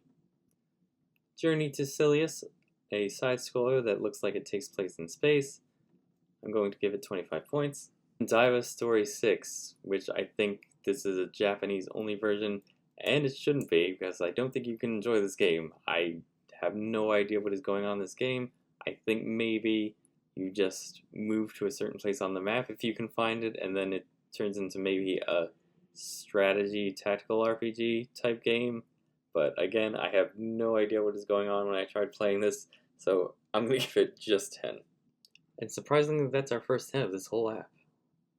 Crystallis, another RPG that I'm eager to dig my teeth into, 25 points. Solomon's Key, and I think Fire and Ice is a sequel to Solomon's Key, if I'm not mistaken. They're both Tecmo games. If you like puzzle adventure games, these games might be up your alley. I think Solomon's Key is short enough to be up for full points, even though I'm not going to award full points to it. Fire and Ice, I understand, is much longer, so I'm going to give these games 30 and 10. Rygar kind of has a bit of a Conan the Barbarian vibe to it. Seems like a fun side scroller. I'll give it 25 points. Will Harvey presents The Immortal. If I was Will Harvey, I would not be putting my name on this game. I don't know who Will Harvey is, but he might just be the Tyler Perry of video games if he's slapping his name on crap. This game might just be the worst game on this app. It might possibly be the worst game on any of these apps. I would say this or Diva Story are very terrible. If you like medieval settings that much, you might like this game. I don't know. I'm going to give it 10 points. Mystery Tower, I think it's another puzzle adventure. It didn't seem that great when I was playing around with it, so I'm just going to give it 10 points. Mecha Joy Fight, starring that character on the box art, Sukapan. More like Sukapan these nuts. But it is a fighting game, so it's automatically pick up and play style. I don't think it's very good at all, so it's only getting 30 points. Nightshade, which strikes me as a game that you can only really play once. I think the whole concept is that it's a murder mystery, whodunit type deal, so obviously you'll know the ending if you try to play it again. It does seem fun and interesting, but because of that I can only give it 25 points. Vice Project Doom, it does seem like a game that you probably want to get to the end to, but it does seem like it has pick and play style gameplay, so I'll put it in that category, but I won't say it's good, so I'll only give 30 points. Scat. That's exactly what this game is. Whenever I hear the word scat, I think of this joke from the Drew Carey show where he's talking to these Boy Scouts, teaching them about animal droppings, and he says the rule is, remember kids, little scat cute, big scat scoot. But anyway, you could probably consider this game a side-scrolling shoot 'em up. Playing around with this game, I did find it to be fun. My issue with it was once I beat a boss and moved on to the next level, I didn't get any of my health back, so it seems like it would be on the harder side. There probably is a way to gain more health, but whatever it is, I don't know it. In any case, I'll give it the full amount of points. City connection, I just learned in this game you take a car, and to progress in the levels, you have to take that car over every single square in the game. I mean, you'd have to see the screenshots of the game to know what I'm talking about, but to move on to the next level, you have to basically move your car over every inch of the game while avoiding other cars. I would consider this pick up and play, but I wouldn't consider this very fun, so only 30 points. RC Pro-Am also feels very pick up and play. Like the box art suggests, it's about racing cars. I find the controls to be very clunky, so I don't think it's very fun, so I'm going to give it 30 points. But if you like your racing not with fancy cars, but with boats, Eliminator Boat Duel is for you. It's pick up and play. I think it's terrible, so it's getting 30 points, but you might like it. An even more classic sports game than Madden, Tecmo Bowl. It's basically football for the NES if you can picture it. 40 points. And these are all sports games, and it's open tournament golf, ice hockey, pinball, baseball, volleyball, tennis, pro wrestling, and soccer. Sport games automatically go into the pick up and play category due to genre. We're going to assume that none of these are anything special, so we're going to give them all 30 points. Except for pinball, because this isn't just straight pinball. It alternates between regular pinball and then this sort of gameplay that you see here on the box art where Mario is just taking a, I don't know what that's supposed to be, but panel will say, and just deflects the ball. That part I think is very fun, as well as the pinball part. It's definitely worth a try. I'll give that one 40 points. And of course, this app comes with special versions of games that are already on here, so we are not going to consider those entries as part of this contest. What games are missing from the NES app online? I would say definitely Bomberman. It's weird that there's not a version of the original Bomberman on there. Also Bubble Bobble, which you can get in other ways on this console, but I believe that's the arcade version. I would prefer the NES version because that would allow you to enter passwords because it's kind of a difficult game. You can get the original Pac-Man in multiple ways on this console, so it's kind of like, do you really need it on the Nintendo Switch app? But on the other hand, it's like, it's Pac-Man, like, come on, just put Pac-Man here. Is it really gonna break this system? Or better yet, Ms. Pac-Man, because there's a lot of Ms. Pac-Man disrespect going on, and I do not care for it. I think she needs the respect that she deserves. I don't see why they can't just add that game here. It would seem like the best place to add it, because they can pay whatever company has the rights to it, because I know Namco doesn't, and that's why they just want to completely disregard Ms. Pac-Man. But she's a pivotal character in video games, and she needs her dues, so please put Ms. Pac-Man on this app. I get why the original 6 Mega Man games aren't on this app. There's a collection with them. You can get that, but still I feel like they belong here.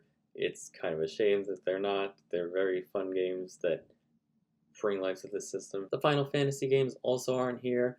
I don't think it's fair in that circumstance to take points off for all of them, but I will take off points for the original one because it was translated and it was brought to American shores. There were 2 Fire Emblem games to the Famicom. One, Fire Emblem Gaiden, was never translated, so I don't blame them for not bringing that over here. But they did translate Shadow of Dragon and the Way of Light. I don't get why they can't just put it on this app instead of just having it temporarily be an event like it was. That's kind of annoying. And it might not be fair to take points off for this one, but I feel like there's a way you could make it work where you can play Duck Hunt on this app. You wouldn't be using the Nintendo Zapper, obviously, but maybe somehow they can have a decent control mechanism to where you can play the game. I think we're about due for a Duck Hunt renaissance, I guess you could say. I won't take off points for DuckTales because it is a licensed game, even though I do feel like it should be here, but I will take off points for Bionic Commando. I don't understand why that's not here. I've never played it, but I understand it's a very influential and classic game. A bit of a strange pick, but I also would like to see Little Samson on here, and I'm going to take points off for that. There's also some Adventure Island games, that series. There's 3 of them. Maybe 3 is a little bit greedy, but I will take off points for not having the first one. And then of course there's Rampage. I don't understand why Rampage is not on here. I want to smash buildings. I want to smash cities. With all the political tension in the air these days, it would be a great way to destroy cities that you don't like, that have different politics than you, so just put it on the F. Now onto the console that many people consider to be the greatest console of all time, Super Nintendo. Super Mario All-Stars, which is a great collection of the classic Super Mario games for the NES, remade with modern graphics for the time. It's 4 different games, so I'm going to award points for each of those separate games. And like I said, if it's the best version of a game that exists, I'm going to be awarding bonus points. And in the case of Super Mario Bros. 3 and Super Mario Bros. The Lost Levels, I think right here is the best version of those 2 games. With the original Super Mario Bros., the best version is the NES version. Possibly this version too, but I think the NES version, just for the nostalgia factor, just edges it out. And like I said, with Super Mario Bros. 2, that one's on the Game Boy Advance, I feel. But also, it's not even 4 games, it's actually 5 games if we remember that there's a version of the original Mario Bros. On this app too. It's another great version. I would say it's between either that version or the Super Mario Advance version, but I gave the bonus points there, so I won't be giving here. So as far as point totals go, we'll be adding 40, 40, 40, 40, 30, 15, and 15. Super Mario World, another difficult one to categorize for me because it really depends on how you play. If you're just warping around and not playing all the levels, you can definitely finish this quickly. But like I said, I'm considering it more along the lines of playing the entire game, not skipping around. I recently played this one on a whim on a train ride into the city. I was going from the suburbs to the city, and that's about a 2-hour train ride, so I played this game for 2 hours going there, 2 hours back, and then once I got home, I still had a couple minutes left. So basically, it took me 4.5 hours to go through this game. I didn't go through the entire game, like not every level, but I did play like from the beginning world to the end world and try to get most of the levels. So based on that, it is not a pick up and play game. It is a game that you want to play through, and everybody loves it, so it's going to get 25 points. Yoshi's Island, which I personally like better than Super Mario World, probably one of my favorite games. Great game where Yoshi is a star rather than Mario. It's going to get 25 points. Super Mario Kart, the first Mario Kart, but not the best Mario Kart. If it's your thing, great. I don't consider it to have too much replay value, though I think you'd probably rather play other games in the series, but regardless, it is a racing game. It's pick up and play. I'll give it 40 points. Wrecking Crew 98, the game is in Japanese only. It's an import, so honestly, I have no idea what's going on. So if you want to play this game, you probably have to look up what's happening. Basically, you have to match 3 in a row, but as far as how to do that, it's a bit confusing because I was playing around with it and I completely cleared my screen, but the game was still kind of going on for the computer opponent that I was facing. So yeah, you have to do your research to play this one a little bit. It is pick up and play. I'll give it 30. And it also includes the original Wrecking Crew game, which you can play on the NES app. And because of that reason, I feel like that tile on the NES app is basically completely worthless. So you basically have that game right here. So what I'm going to do is actually give an additional 15 bonus points for sort of being the best version of this game. The 3 Donkey Kong Country games, they're all very solid games. I think the first time I played Donkey Kong Country, I beat the whole thing in one day. It took me probably 4 hours. Because I didn't grow up with these games, as far as owning them, I only rented them, so it's only within the past 5 years that I actually played through them for the first time. And I know this is a bit of a hot take, but I actually personally consider the Donkey Kong Country series to actually get better with each entry, and that includes Donkey Kong Country Returns and Tropical Freeze. I know, don't kill me. I'm sorry. I'm not saying that Your Beloved 2 is the best one, but I think it actually gets better with each entry. Sorry. But they're all undeniably fun, so they're all going to get the full 25 points. The Legend of Zelda: A Link to the Past, possibly the best Zelda game, and it is the game that solidified the Zelda formula. Like the original game was more of just an adventure without puzzles, this game added the puzzles, and it solidified what Zelda was. Quite amazing that it's debatable that the series has never topped this since. It's going to get the full 25 points. Super Metroid, which people have said is also the best entry in the series, though maybe not anymore after Metroid Dread. Metroid, in my opinion, seems like it thrives more in 2D side-scrolling than it does in 3D, but those games are good too. This game is going to get 25 points. Earthbound, a cult classic video game if there ever was one. Probably the pinnacle of how to use humor in video games. It's an RPG that takes place within a satire of 90s America. As far as video games go, you can probably argue it's not a great game, but it is a great experience. I can't recommend this one enough. I'm giving it 25 points. Kirby Superstar 8 games in 1. The best way to think of this one is that it's a collection of separate adventures and minigames that all use the same game engine. It's classic Kirby gameplay where you get to inhale your enemies and gain copy abilities. You also gain the ability to create an ally from the power-ups that you have swallowed. This is a very fun collection of games that I'm going to give 25 points to, and I'm also going to give an additional 15 bonus points for having a remake of the original Kirby within. Now this updated version of the original Kirby actually includes Kirby's signature copy ability that wasn't included in the original games. And you could make the argument that adding that ability actually makes the game much easier, and therefore it's not the best version, and that the original version is appropriately scaled in difficulty, if not as exciting, but I feel like more people would enjoy the version here, so it gets the 15 points. Kirby's Dream Land 3, which I consider to be in the running for the greatest Kirby game, although a lot of people wouldn't agree with me. I see where they're coming from. This is kind of slow paced, although you can double tap the control pad and Kirby can zoom a little faster than he normally would. And I just love the animal buddies that come with this game. They add a lot of life to the game. It feels like you're playing a coloring book. A fun coloring book at that, not one for adults. But yeah, this gets 25 points. Kirby's Dream Course, you will be playing on the same courses over and over again. So in that sense it is level based, but I feel that the gameplay is such that you would consider it pick up and play. I definitely wouldn't consider it to be Kirby's best game though, so in that sense I'm only giving it 30 points. Kirby's Avalanche, another reskin of Puyo Puyo. So Puyo Puyo is also on this app, but I do consider these reskins to be superior to the bland anime versions of this game. Really, it's a toss-up between Kirby's Avalanche and Dr. Robotnik's Mean Bean Machine as far as what the best version of this game is. I'm personally going to give it to Kirby because I feel like the vibe is more laid back and I feel like that's the vibe that this game is going for. 40 points plus the 15 bonus points. And then Kirby's Star Stacker, another puzzle game that I'm not sure what's going on because it's in Japanese, but if you figure it out, it's probably a lot of fun, so I'm going to give it 40 points. Star Fox is another game that's sort of difficult to categorize because Star Fox 64 is basically a remake of this game, is my understanding. I don't understand why you would ever want to play this game now that Star Fox 64 exists. You do want to play through this game, but my understanding is that you can probably do that in an hour or so, so I will give it 30 points because I don't feel that its quality is up to snuff.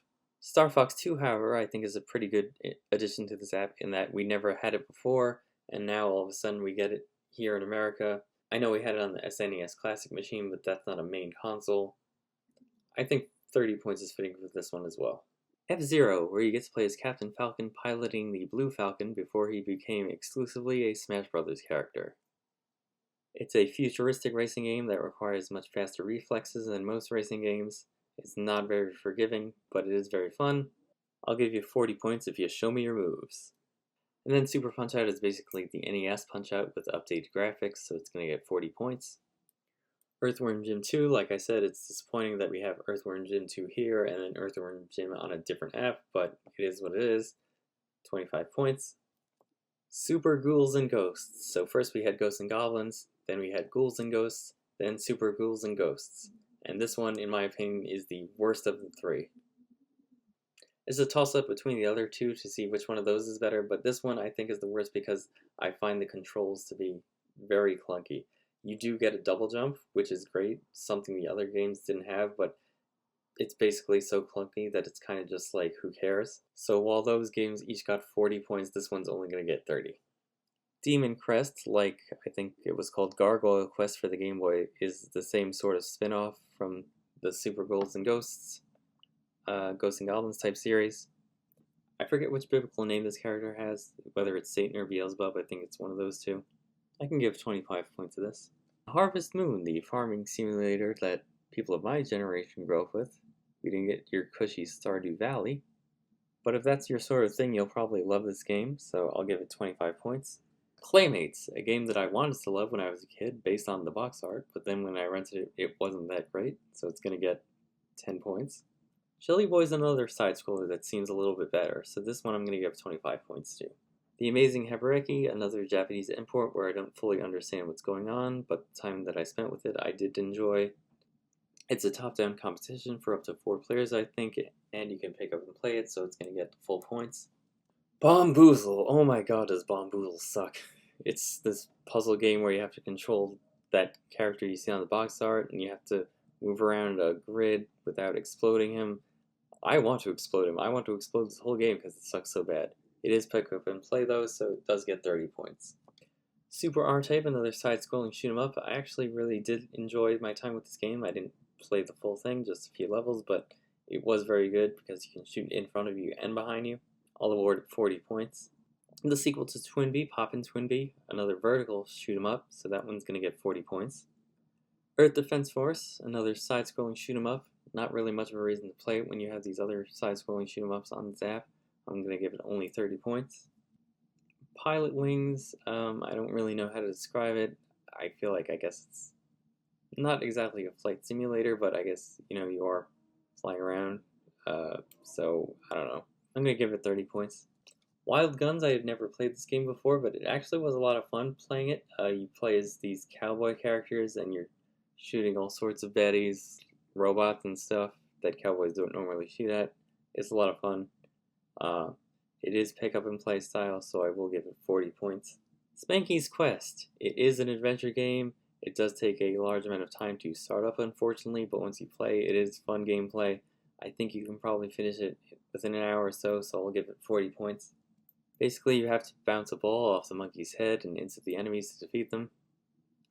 Congo's Caper, another side-scroller, not a great one in my opinion. The main character is a caveman who also has a monkey form. I'm going to give it 10 points.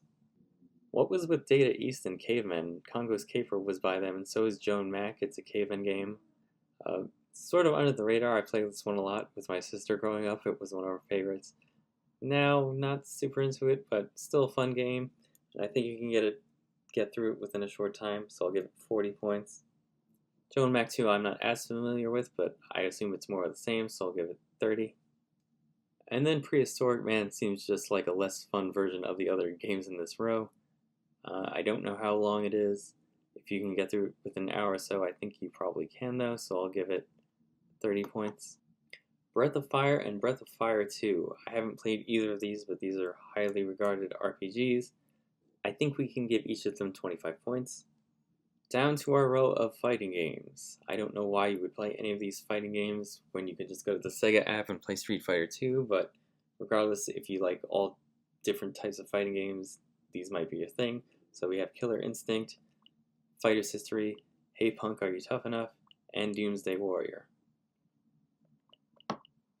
Of this entire row, I think Killer Instinct is the only one that possibly deserves 40 points. The others I'll give 30.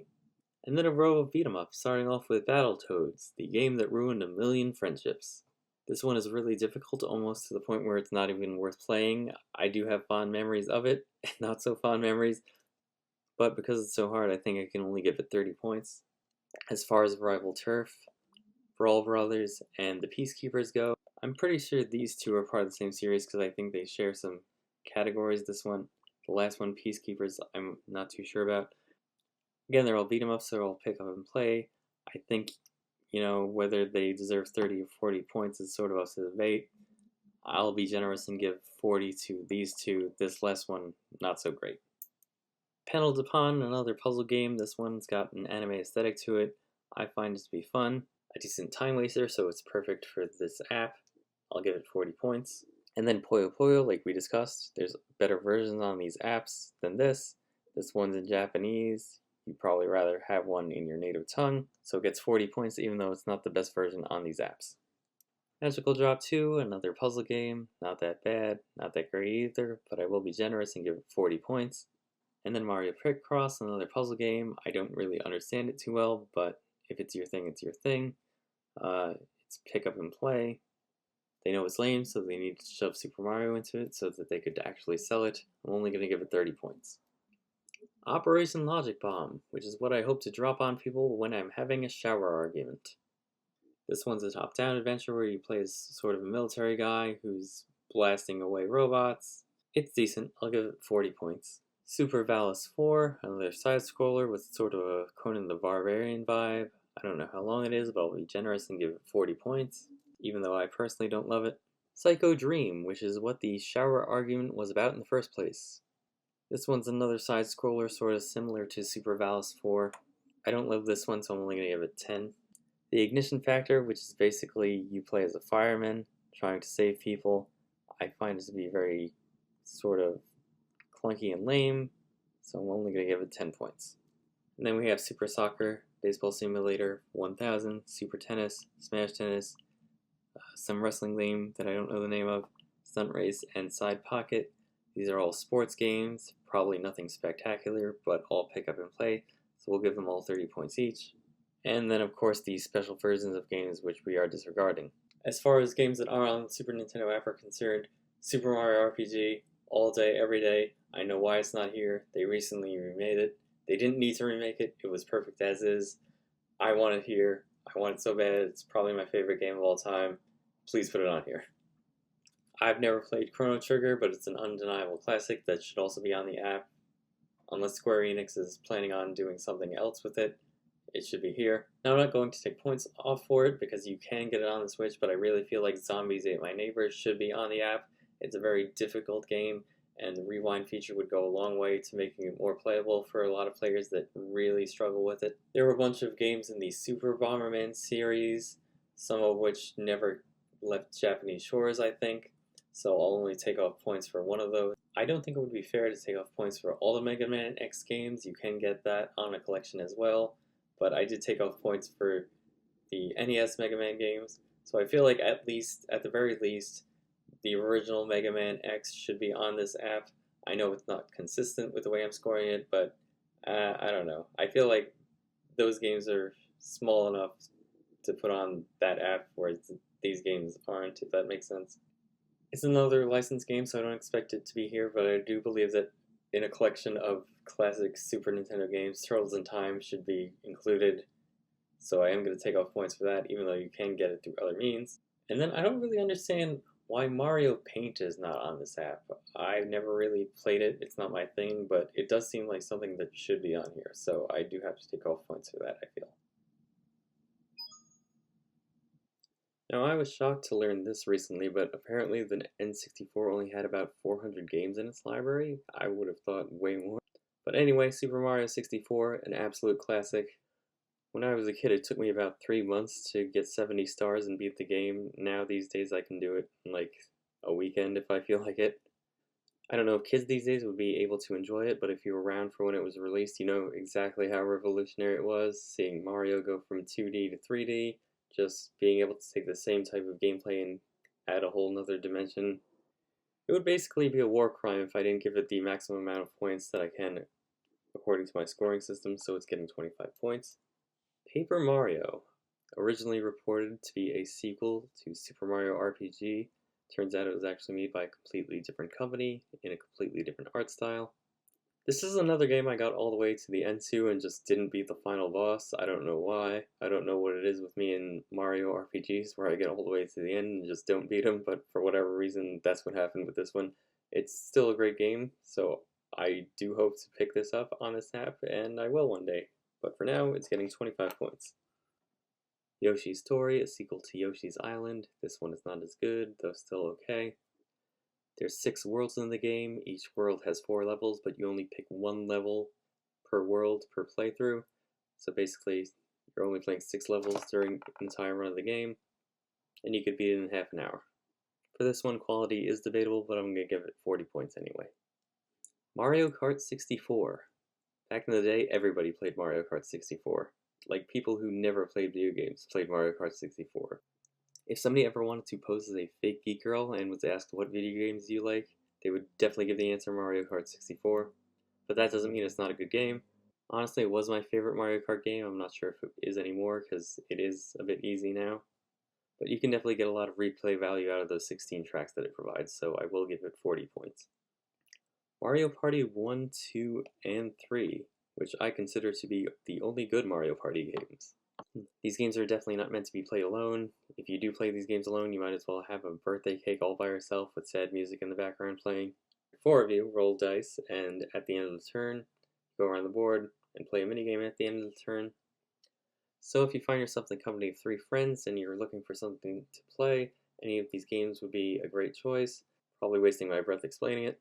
I'll give each one 40 points. Dr. Mario 64, not that much different from the other Dr. Mario games. It's going to get 40 points. Mario Tennis, how much you like this one is going to depend on how much you like tennis as a game. It's not just street tennis, there are some little extra doodads plopped into there, but for the most part it's tennis.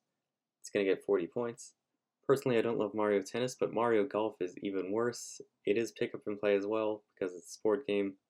But the bone I have to pick with it is that Mario and most Mario characters are not available at the start. You have to unlock them. You have to play the game to unlock characters, which is very annoying. There is a cheat code that you can use to unlock the characters, and then I guess you can put in the code and then enter the game into a save state, so you can just access those characters whenever, but as it stands, the regular version, that's kind of bull. So for this one, I'm only giving 30 points. However, I do consider the counterparts on the Game Boy of Mario Golf and Mario Tennis to be basically the same game, so I am going to award these both 15 bonus points. The Legend of Zelda Ocarina of Time, a game that is widely considered to be the greatest video game of all time, although people do admit it's outdated. I love it. I've never heard anybody say it's their favorite Zelda, but it is a great game. Like, this game is a great example of why I chose the scoring system, because as much as I would love to just pick up and play Ocarina of Time whenever I want, the intro to start the game is like too long. So if you're just on limited time and you're just looking for something to play, Ocarina of Time ain't it, folks. Now you can bypass that sort of thing by creating yourself a save state at the very beginning of the game and then just pick up from there, but do you really want to do that? I mean, maybe you would. I wouldn't, but some people would. If you love Zelda, you'll love Ocarina, 25 points. The follow-up, Legend of Zelda Majora's Mask. Upon release, it wasn't very loved because people were comparing it to Ocarina, but now I hear a lot of people say they like it better than Ocarina.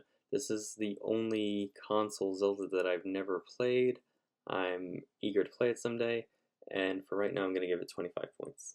Star Fox 64 is one of my favorite games ever, but unfortunately, here it sucks. Because let me explain, a lot of these N64 games, just button mapping for the controller, it just doesn't really gel well with how the original button mapping was. So a lot of these games, just, you're not having the definitive experience playing on the emulator here. Like, I was way better at Star Fox on the N64 than I am on the app here. I'm frequently missing targets and I can't fire as fast. I think maybe the buttons on the Pro controller that I use just aren't as springy or something. Whatever it is, it's just, I don't know, it's not the greatest experience. So if you've never played it, I definitely recommend checking this out. You can beat it in an hour if you're good enough, if the controller you're using doesn't suck. They want you to pay for those N64 controllers. But this is definitely a 40-point game. Kirby 64, The Crystal Shards. Not the greatest Kirby game there is, but not a bad title. It's just like a little slow for me, and it sort of does a variation of Kirby's abilities in the previous game.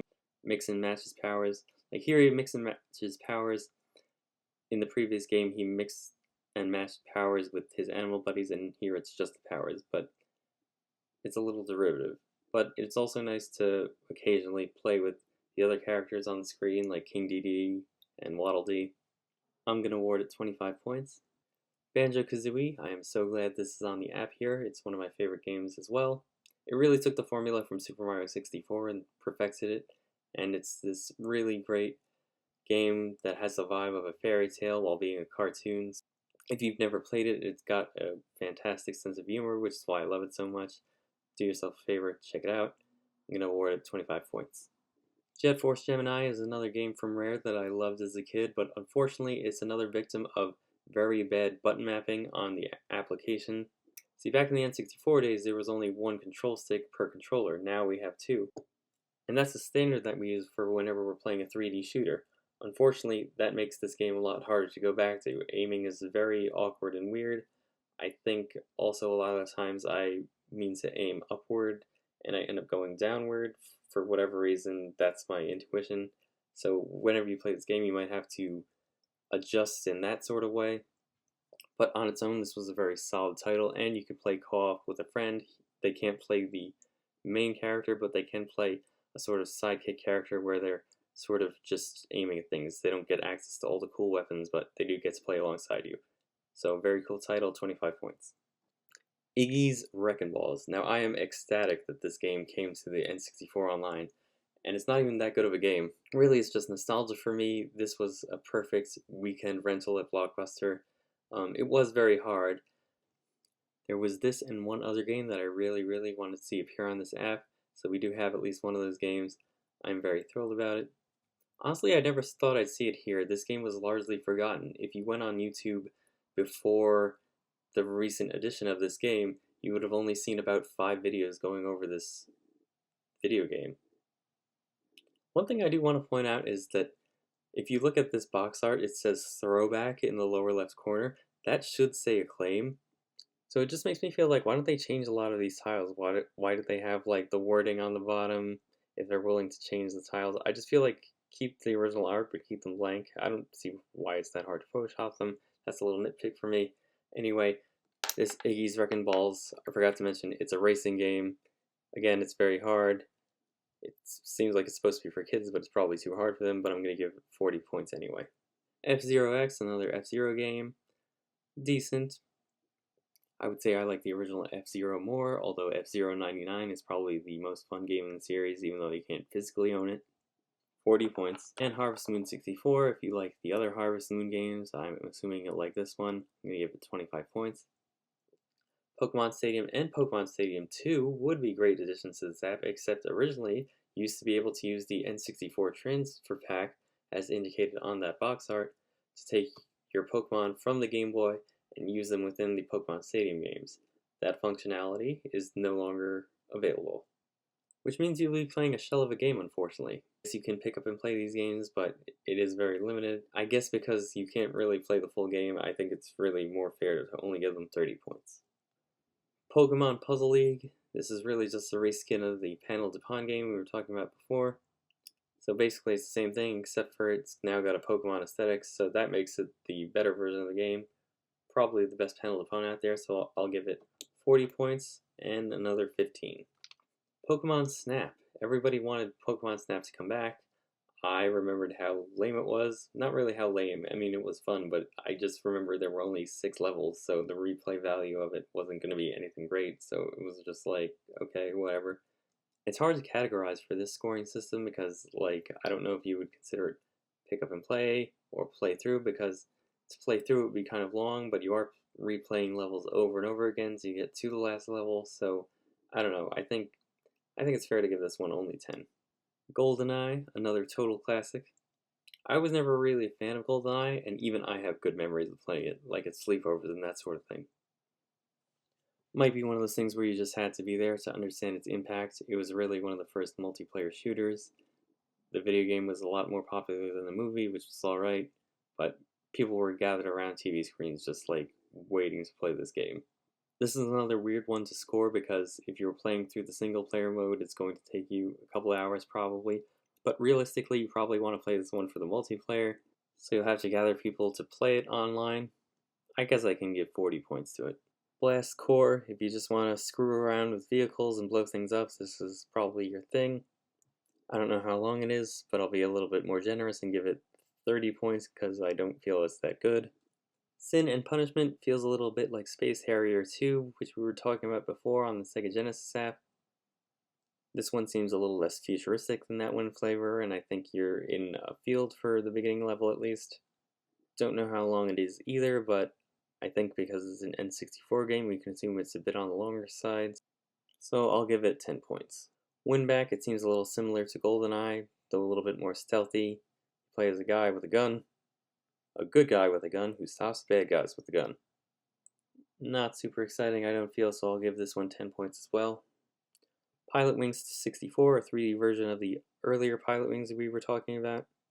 If you like flying around in more realistic vehicles, this might be the game for you, but for everybody else, I think we have to give it 10 points. Excite Bike 64, I'm not sure how it stacks up compared to the other Excite Bike games, but if you like that game, I'm guessing you'll like this one if you like 3D games. Let's give it 30 points.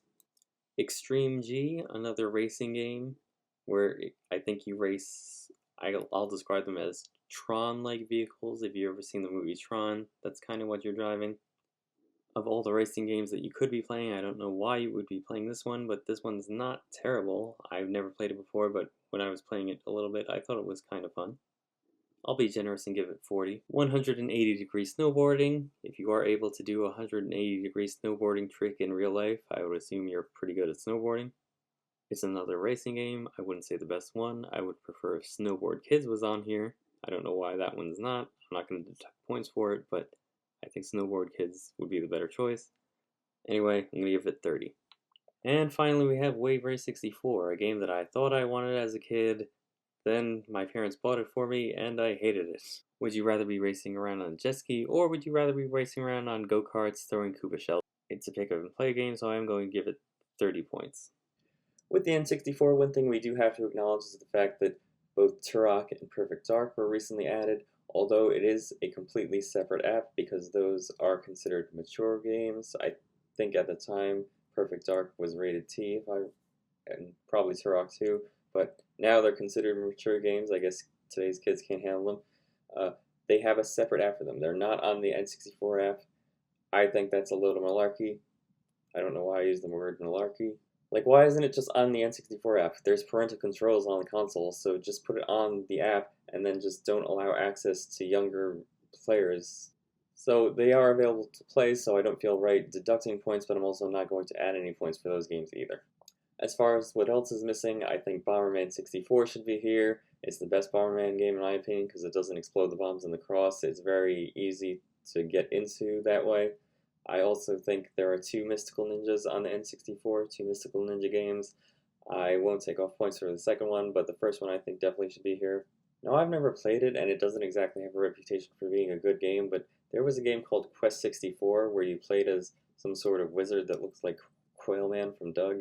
I feel like that belongs on the app. There's a lot of that quality games on this NES app, or sorry, N64 app, so I think that would be a good fit here, even though it's not necessarily needed. Of course, we're missing some classic rare games. It doesn't make sense to me why we don't have Banjo-Tooie when we have Banjo-Kazooie, Diddy Kong Racing, and even Donkey Kong 64, which people don't like, but it's another game that I got pretty close to the end to and just didn't beat, so I would like it to be there. And of course, Conker's Bad Fur Day, which I think we can probably expect since they do have that mature app that I mentioned, and it wouldn't really justify its existence if there were only two games on that app.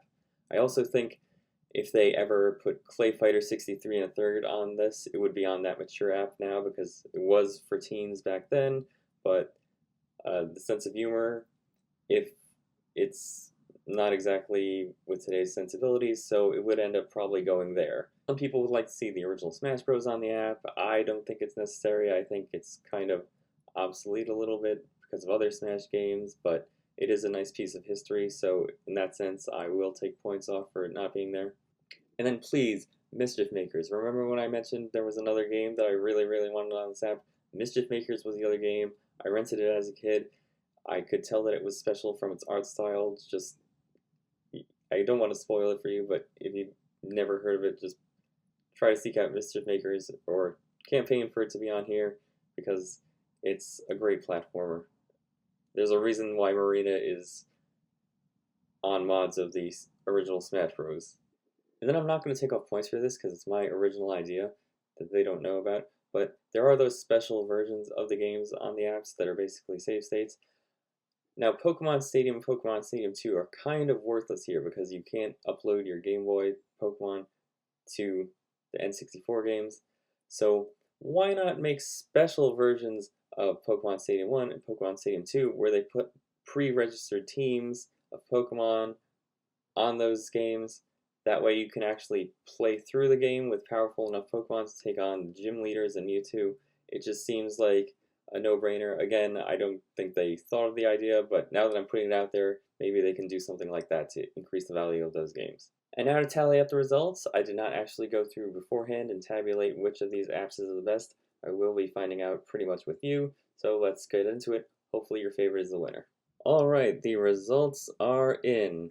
The one thing I do need to mention before I continue is that I forgot to add bonus points for Super Mario 64 because it's the better version than the Nintendo DS version, as well as there were Game Boy Advance ports for the Donkey Kong Country games, but the SNES ones were superior, I feel, so I'm going to be adding 45 points for that. Alright, so without further ado, you can see it's a tight race. Which app is the best? Now, unfortunately, our last place competitor is only about a quarter as strong as the top competitors, but that's the way it works out. That only means that we just need to ask for more games on this app, and unfortunately, the last place is the Game Boy Advance with 536 points. I think we can chalk that up to the fact that there was a lot of licensed games for the system, so not as wide a selection as we might think, but there are still some games, as I mentioned, that do need to be on there, so unfortunately, still some growing to do. Then, not quite at the bottom, we have the black and white badass, the Game Boy. We still need the Wario Land, Donkey Kong Land, and Pokemon Land games on that app. In fourth place, who will it be? Will the Nintendo home consoles all beat Sega, or will some of them be superior? Will Sega be the top competitor? We'll have to see, because with an even 1,000 points, it's unfortunately the N64. Just because you have an extra dimension does not mean you are the top competitor. Again, there were less than 400 games for the console. There still could be more that could be added, specifically from the company Rare, but there are some classics from other companies that need to be added as well. Now with the bronze medal, who will it be? I'm glad to say that the winner is not Sega. The winner is a Nintendo system. Sega Genesis has proven itself with its selection of games, particularly Street Fighter and Mega Man. Can't go wrong with a lot of the games on there. These classic Sega games are getting a lot of new fans, myself included, but unfortunately it was not enough to propel it to the top. And now it's down to the final two, and as you can see, it was a very close race within 6 points, meaning that basically they're both the undisputed best, and the only thing that's stopping them is possibly I calculated the results wrong, or I just did not pick enough games that were missing, because that's an extra, just another 2 games I would have picked, perhaps, that were missing for the winner, and that would have been a dead even score. So, with that in mind, which is the winner? With the silver medal, we have Super Nintendo, which means that the Nintendo Entertainment System is the winner. Obviously, they're all great consoles, but if you're bored and looking for something to play, and you only have the standard version of the app and you don't have the expansion pass, there's tons of great stuff to play on both the Nintendo Entertainment System and the Super Nintendo. Great stuff on the other systems as well, but these two, according to the results, have the best. So that's it, but what do you guys think? Are you happy with the results? Did your favorite system win? Do you think that my system is flawed because I focus too much on the portability aspect of the games? Because maybe you think that the whole point is just to play any game that a person may have missed out on? Do you think that maybe it's unfair the way that I held this contest because obviously a system like Game Boy and Game Boy Advance don't have as many games as the other systems and therefore weren't going to win? Because to be honest, I had sort of considered that too. I had thought maybe that I should just do it proportionally and maybe just divide by a certain number so that each system is going by the quality of the games rather than the quantity. But then I thought about it and I thought, well, if there was an app with just one game that was great and an app that had 100 games but only half of them were great, well, just going by percentage, that wouldn't make the app with the one game better than the app with the 50 great games. So it's just like, I thought I shouldn't do it that way, and I had to factor in the amount of games that were on the system. But anyway, thank you for watching. If you like this video, just leave a respectful comment to me and the other commenters.